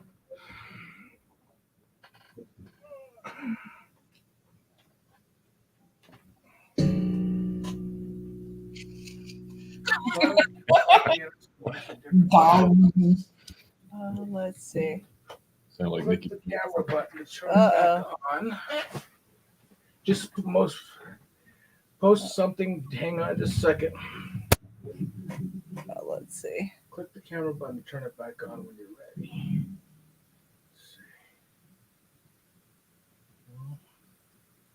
So where is the camera button? Can you hear us? Yeah. Okay. Where is the camera? She unplugged it and now it's. Hold on. Is it this one? Start cam. There you go. Okay, sorry about that, guys. So there's like a little chat thing going. So while we're talking, I'm writing to people, and apparently I unplugged something. All right, go on. Tell us the embarrassing Brittany story. Well, it's kind of on me more than anything, but. Oh, okay, good. He brings these peppers home and they're on the counter and they've been sitting there for a couple of days. And I'm like, man, I really just need to use these up. Like, I hate wasting food. And so I say to him, I'm going to make some ramen and use these peppers and, do it up fancy. And so I'm like, but I'm kind of, hang on, there we go. And so I'm chopping them up, and then under my fingernails start to kind of like hurt a little bit. And I'm like, oh, that's so weird. So I like taste it, and I'm like, oh God, what is that? Oh God, no, that's wrong. And so I was like, something is on here, something's wrong, not realizing it was just the peppers were that fucking hot. So they're already like in the soup cooking, and I'm like, well, this is just trash. So by that point, it's been like wafting up in my face. So I am crying, and I'm snotting, and I am just like drooling out of my mouth. And so I'm fanning my face with a shoebox, trying to like cool it down. And he comes through the door, and I'm like, don't eat the soup. Don't eat it. And he felt so bad, and he didn't believe me, that he was like, I'm going to eat it. I'm going to eat it. Oh my gosh. It's going to be delicious. And I feel like my nail beds are bleeding. I'm snotting, I'm drooling, I'm crying. It's in like. So they were like an off yellow color. And it was horrible. The guy that grew them, that gave them to us, told us he told me they were, I think he said banana peppers. Banana pepper. Banana. Oh my gosh. I told Brittany, I was like, they're not hot. I told them we didn't want anything hot. And she's like, oh, okay. So she's cooking, and I came in, and she's tears streaming down her face. Oh like, my God. Fussing at me. And I was like, what? They're just banana peppers. And it turns out I think they were like Hungarian wax peppers. They were horrible. They were but they smoked us. It was terrible. And that's nowhere near as hot as what y'all have. And he's sitting on the couch, and he's eating it, and he's sweating. And I'm like, just stop. Just don't eat it. Just throw it away. It's fine. No, it's fine. Yeah. So I like somebody asking me to get into one of those pepper challenges. Not a chance. Yeah, well, yeah, it was not cute at all. And it was sort of funny because you try it and you're like, oh, that's definitely hot, which I eat hot stuff, not that hot. He goes, you like hot stuff? Yeah, not like burn your intestines hot. So anyway, it got hotter and hotter and hotter. And oh my gosh, there was. I should have been wearing gloves. Like it was burning my skin. It was horrible. Yeah. So that was it had a lingering effect for about 48 hours. And it actually was funny because at the auction the next night I was talking with a couple of the other guys that hadn't eaten it. They were like, we're so fucking tough. Like everybody was sick but you. And I was like, I don't know. I guess I'm just I don't know. But it was awful. It was truly awful. And horrible. It was not fun. And then he was sick. All the guys were sick all weekend. Like they were taking shots of Pepto-Bismol behind the counter. Yeah. This is not fun. I would not have agreed to that. But hey, she makes fun of me because she likes to make green chili stew. Okay, regular hot though, not torture hot. So I figured there wasn't much between, No, that was revenge. That's what that was. It's about the same. No, a jalapeno or a green chili is like in the hundreds range, not 2.2 million. That's difference. That's horrifying to me. Like, I'd die. It's like, well, I'd be dead. No thanks. I don't do well with you need food, like a section of your intestines removed. When I was a kid, my dad thought it was really funny. He grew a bunch of habaneros, and he made a pepper mash, and he put it all over a steak that he made for me as a joke. And I took a big bite out of it, and it absolutely melted me. And still to this day, if I eat a really hot pepper like that, I just start sweating profusely. It's not just peppers. It's if you eat ketchup. Yeah, but it's vinegar now. It's like a chemical reaction in my body. Like I still to this day, being a kid, it's like hot stuff. And I used to like spicy food. I still like Thai food, but I only eat it at home because it's embarrassing. I sweat so bad. So you would not have survived the Carolina Reaper. No, I wouldn't even want to have been in the room with it. Wow. Yeah. It wasn't worth it. We did find out that water doesn't do anything. Milk does. And what was the other thing? Sugar water. Sugar water. Don't drink it though. Yeah, just like swash it in your mouth and spit it out. Uh, Yeah. Anyway, that might save your life the next time your dad pranks you. yeah. But yeah, this was so much fun. Well, one more quick Oh. question. So we told you, I don't know if it's before the interview. We had a gentleman here in Texas pass away. He had a retic collection. He was working a lot with Bob Slayer. Clark. Oh, And his name was Cliff Stevenson. Did you by any chance happen to know him? That does sound really familiar. I can't say I've ever done any business with him now. I don't think so. He said he had a lot of Slayer stuff. well, some. Well, The last Slayers that were produced here in the United States were produced here in Texas, and he Yep. bought that pair. And we ended up with the male, and the guy that ended up with the female has it right now. But we got the whole collection except for that female, which Yeah. is kind of a bummer. But he's a nice kid, and we're working with him. So So the first clutches I ever produced were from 2 wild caught Slayer females. oh, really? Yeah, back in 2004 or 2005, we bred an albino tiger to one and a F1 Sunfire from Bob Clark to the other. And we made the first Sun Slayers and some really, really cool stuff. So I have a lot of history with Slayer back in my breeding history. Very Well, cool. We've recently heard, it might have been from your brother, that Slayers have a tendency to become egg bound. I think Garrett might ever- have told us that. Have you ever heard that? I've seen that. I've Oh, actually yeah. seen that. Yeah. Over the years, I've had 2 females. They were both captive born and bred. Both go egg bound. I know Jeff Wilson had a female or 2 go egg bound. Is that who was? Is that the pet store guy that? Jeff Wilson, where's he located? He used to be in North Carolina. He moved up to Ohio or somewhere like that. That now. sounds familiar. I lost touch with him, but yeah, he had a lot of Slayer stuff too, and we were fairly close years back, and he definitely had some issues with some of his females. So I know it's definitely they're prone to it, I guess. Well, the female, so this is a proven pair that's already reproduced. So we definitely want to like keep them together, which like we said, that the kid has the female, but we want to breed them together because they've been proven to reproduce successfully. Mhm. So hopefully, I mean, they're together now. We're supposed to go and get the male from him anytime, but And he is not a pleasure to be around.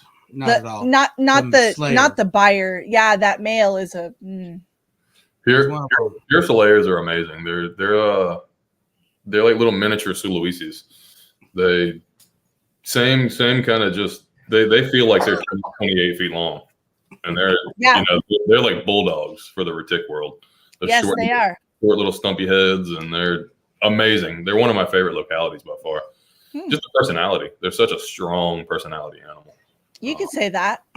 Yeah, You could say that. really cool. I always liked them. I always thought Sulas were a little bit overrated. Personally, they're beautiful, but to me, I always like Slayers better. Well, we have them both, and we like them both. I don't know. I don't know. Maybe if I kept some Sulas and actually interacted with some for a while, I would have a different appreciation for them. I've just.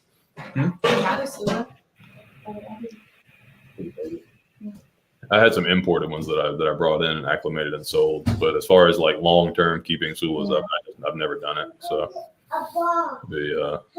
that's just one of those things. Until you have the personal experience with it, it's hard to say. Right. Well, A lot of people are diehard Sulawesi fans. They absolutely love them. Well, the first retic I ever got was just a generic retic that somebody picked up for me, and it was one of the most beautiful yellowheads I've ever seen. And I'd like to find another normal that has a really bright yellow head like that one did. And you don't see them around too often. I haven't seen them anyway. A lot of the het ocelots have bright yellow heads. Really? Well, if you look at the ocelots, they start that charcoal color, and then they all develop the yellow head. Have you seen the pictures recently of the caramel ocelots? It kind of exemplifies it because of being caramel, but their whole body tone is like a what color? It's like a smoky blue color almost in their body. What? Oh. So anyway, here's a picture, but There you go. that's actually an image of a real animal that was done by Adeline Robinson. And, Oh wow, Adeline's amazing. I always pronounce it. And but they all have bright yellow heads, and their heads tend to have it too. They look kind of like Bali, like pure Bali animals. Hmm. And you're right. You don't really see that much anymore. They used to be really common. That was one of the first things that people were really big into in Retics was a bright yellow head. That was kind of what people looked for when they were buying normals. For sure. Well, we want to get into the ocelot or arco iris or rainbow, whatever you want to call them, project, but we're probably a few years down the road still. Well, A and B has the best ones. Don't forget. No, it's all the same thing. It's really all the same thing. They're all produced from brother sister animals that all imported from the same clutch. Right. A lot of people ask me why mine are more silver, and I don't know. There's no answer for that. It's luck, I guess, if it's really a thing. But I've seen some of the animals that Samson has, and they're bright silver too. Yeah. That's the only aspect to it, but I've got some that are bright silver that aren't het caramel. I used to think that mine were more silver because of the caramel influence, the caramel lineage, and because I lucked out and had the only real het caramel pairings to breed to each other. Prehistoric Pets has a het caramel female. All Samson stuff is het white at this point. So I thought that had an influence, the het white, het caramel, non-het at all influence, but not really. It doesn't seem to be the case. Is the original animal still alive? No, they were able to get 2 clutches from him. They bred him to a pure super dwarf Kayawati locality female, and none of those made it to the U.S. None of those heads came in. Just the orange glow breeding. They bred him to a F1 orange glow. The Prestasi farm made the first orange glows. They got the wild caught Indo caramel. It's commonly referred to as Syntec caramel now because Eric from Syntec imported the first orange glow as a caramel because it looked like the wild caught caramel. Nobody at that point in time realized it was actually a visual doublehead and the whole orange glow complex and how it's compatible with Clark albino. Well, that's too bad because that's amazing that all these animals like that, they don't seem to survive more than just a couple of clutches. Yeah, in the wild. Yeah, a lot of, especially breeding takes a toll on animals, and a lot of the animals get rushed through the gate to be breeders, and they took that male and they put him in with females as fast as they possibly could to breed him. And it may have been a safer bet for them to take the animal and acclimate him for a few years beforehand. But who knows? Anything could have happened if he came in and he was dead one day.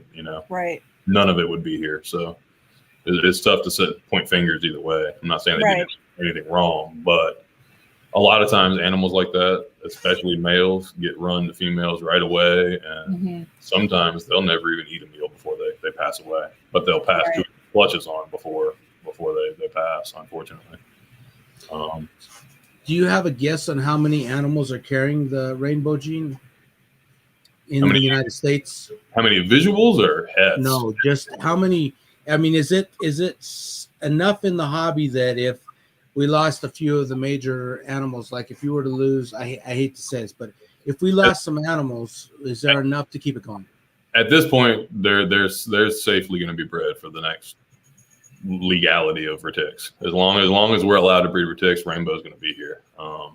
I've produced quite a few clutches and sold quite a few hets to different people. I've sold a pretty solid amount of visuals in the country. I know Prehistoric Pets has made quite a few clutches, and the het ocelot there's a lot of hets out there, to be honest. Okay.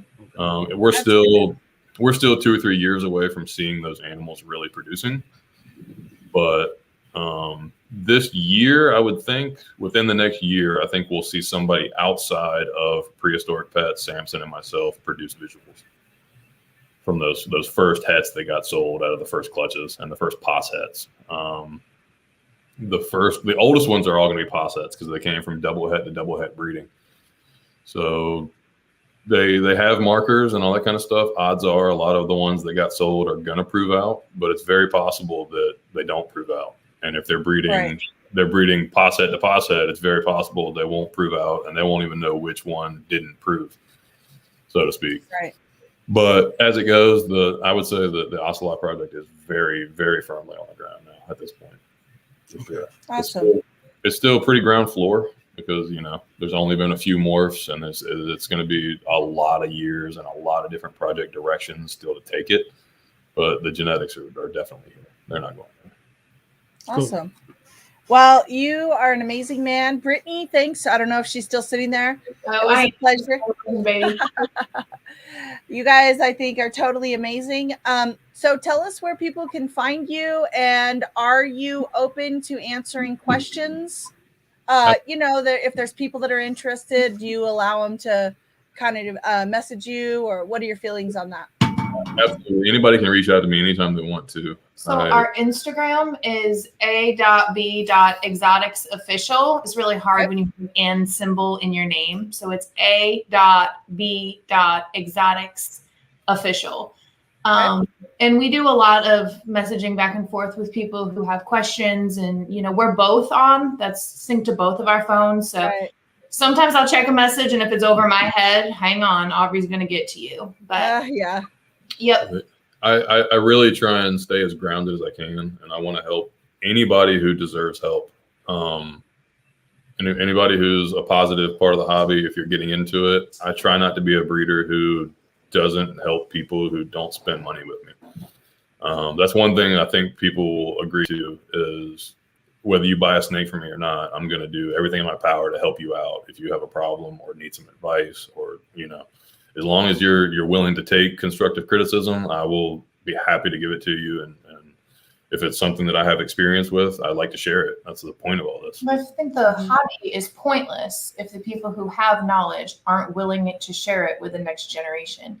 You know, it's generational change that has to take place with, like, the quality of keeping and the, you know, the intelligence that goes behind it, the education, you know, just raising the bar, raising the caliber. It only comes from sharing what you know, you know? Yeah. Right. I agree 100%. Well, that's the whole reason. Bear with me. Like, if you send me a question, I promise I will get to it. As soon as I can, I will respond, and happy to help anybody that wants to reach out. Awesome. Well, you guys are amazing. We've officially taken up 2.5 hours of your night. And so it's been so much fun. The time just flew by. One of these days, we're going to have to meet at a show. So do you come down to the Arlington NARBC very often? Yeah. So just last year, I had been to a few shows before, but as far as vending, the last year I did Arlington twice and had a great time. And I definitely plan on coming back. I'm planning on coming back this fall. Awesome. And we have friends in Texas too, and an aunt in Texas. So we'd really like to. Texas is a pretty big retic state. It's if you want to have a real presence, you need to show up and bring your A game to Arlington. Agreed. Yeah, we're happy to be here. Yes. Well, I know, like you were saying, how busy the shows are. I'm sure we've just passed right by each other. It's crazy when you're filming, and, you know, or if you have a booth, or everybody has their own agendas and everything at the shows. Everybody's trying to do everything they need to do while they're there. It's a tough time to pack it all into a 48-hour event. Super fun though. Oh yeah, absolutely. We also fly really under the radar with our tables, our booths. We don't spend like a ton on, I mean, we'd like to do a little more with banners, but we don't have like a crazy setup. We usually share a table with somebody if we can, just because we don't like to bring a full show out of animals. We actually just prefer to kind of bring a few so people can see what we're working with instead of packing up 100 animals and putting them through the stress. And it's more like to just use the shows for promotion. Definitely let people see some really spectacular animals, let them know what we're up to. And as far as the shows go, it's like shaking hands with people and being friendly and passing out shirts and that kind of stuff is what really sells animals. But if you're I agree. you don't know where we are and you're not looking for us, you're gonna walk right by a us. lot of people are like, I didn't even see you at the show. And it's like, well, where else are you going to find a caramel ocelot? Awesome. Back from the bar. Yeah. But yeah, definitely. If you're going to be there this fall, let's catch up for sure. I'd love to. Awesome. All right. Well, it was really cool kind of officially meeting you guys. I think you're amazing. I've been watching you online, and yeah, you guys are definitely somebody that we've been watching and looking up to. Very Well, cool. I appreciate you guys having us on, and Get down. good luck with those baby retics. That clutch looks good. Thank you very much. Mhm. All right. Any closing words of wisdom? Well, Dr. Thick was just talking about have 2 Parthenogenesis snakes from one female, different clutches. This year she didn't lay eggs. She was paired in 2017. Yeah, I asked him what species, but I don't know if he's still on or I not. think that's Retics. I think he's a Retic guy. Oh, okay. So it's just really cool. Parthenogenesis is something we're interested in producing a 2-headed snake. Yeah. And, parthenogenic clutch. I mean, it's just amazing. It's so amazing what animals can do. And It's a really interesting topic because I don't know that anybody has actually identified parthenogenic animals and raised them up and then gone to breed them consistently. right. You hear a couple of like individual cases. Oh, yeah. He said it was Retics. Did you see what Shane thinks he might have one that's male carried? Yeah, so I've seen that a few times. The male of androgenesis, I believe is how you pronounce it. But Shane Costello just made he bred a purple Sunfire Tiger orange ghost stripe to a Sunfire purple female, and made it looks by all accounts to be a orange ghost stripe, super Sunfire, super Tiger, purple hatchling in a clutch, and it was a twin egg clutch. So one egg was a purple Sunfire hogs, and the other egg was a quad visual double stacked animal, and it came from the male's genetics. The female didn't carry it. She's multi-proven.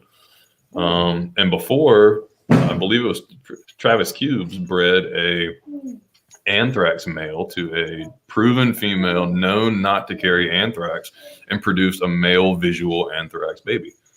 So it's very possible. There is male partho per se. It's not common. I think stuff like that with these animals actually happens a lot more often than we realize. It's possible. I believe that there's a lot of clutches where a couple of babies will be a partho born baby mixed with a bunch of fertile eggs from the correct breeding. And it's just something, I mean, how would you even really know until Yeah. I think a lot of times it just doesn't present itself to where we can explain it or understand it. I mean, it's amazing. It's a neat topic, though. I want to know if partho females grow up and are more likely to throw parthenogenic babies than if non. I don't know. Yeah. Be interesting to find out. A bunch of different theories. We could have a whole another 2 hour topic. Heck yeah. On what causes that. I don't know. Well, maybe what we should do is actually maybe sometime this fall, see if we can find a geneticist that would be willing to discuss this, because it is an interesting topic. That would be wonderful. I would definitely tune in to catch that for sure. That'd be amazing. Awesome. Well, thank you guys so much. You were absolutely awesome. Thank you to your little one for being so good for almost 3 hours. This is bedtime, but I knew that with Daddy talking down here, there was no way I was in bed. How sweet. Come on. All right, guys. Thank you, guys. It was truly an honor. Thank you guys who were in the audience. We're definitely going to link all of their socials and any other contact information in the description box. Hope you guys like this one. Love you. Everybody be safe out there. And we'll see you guys next time. Have a good one. Thank you. Bye.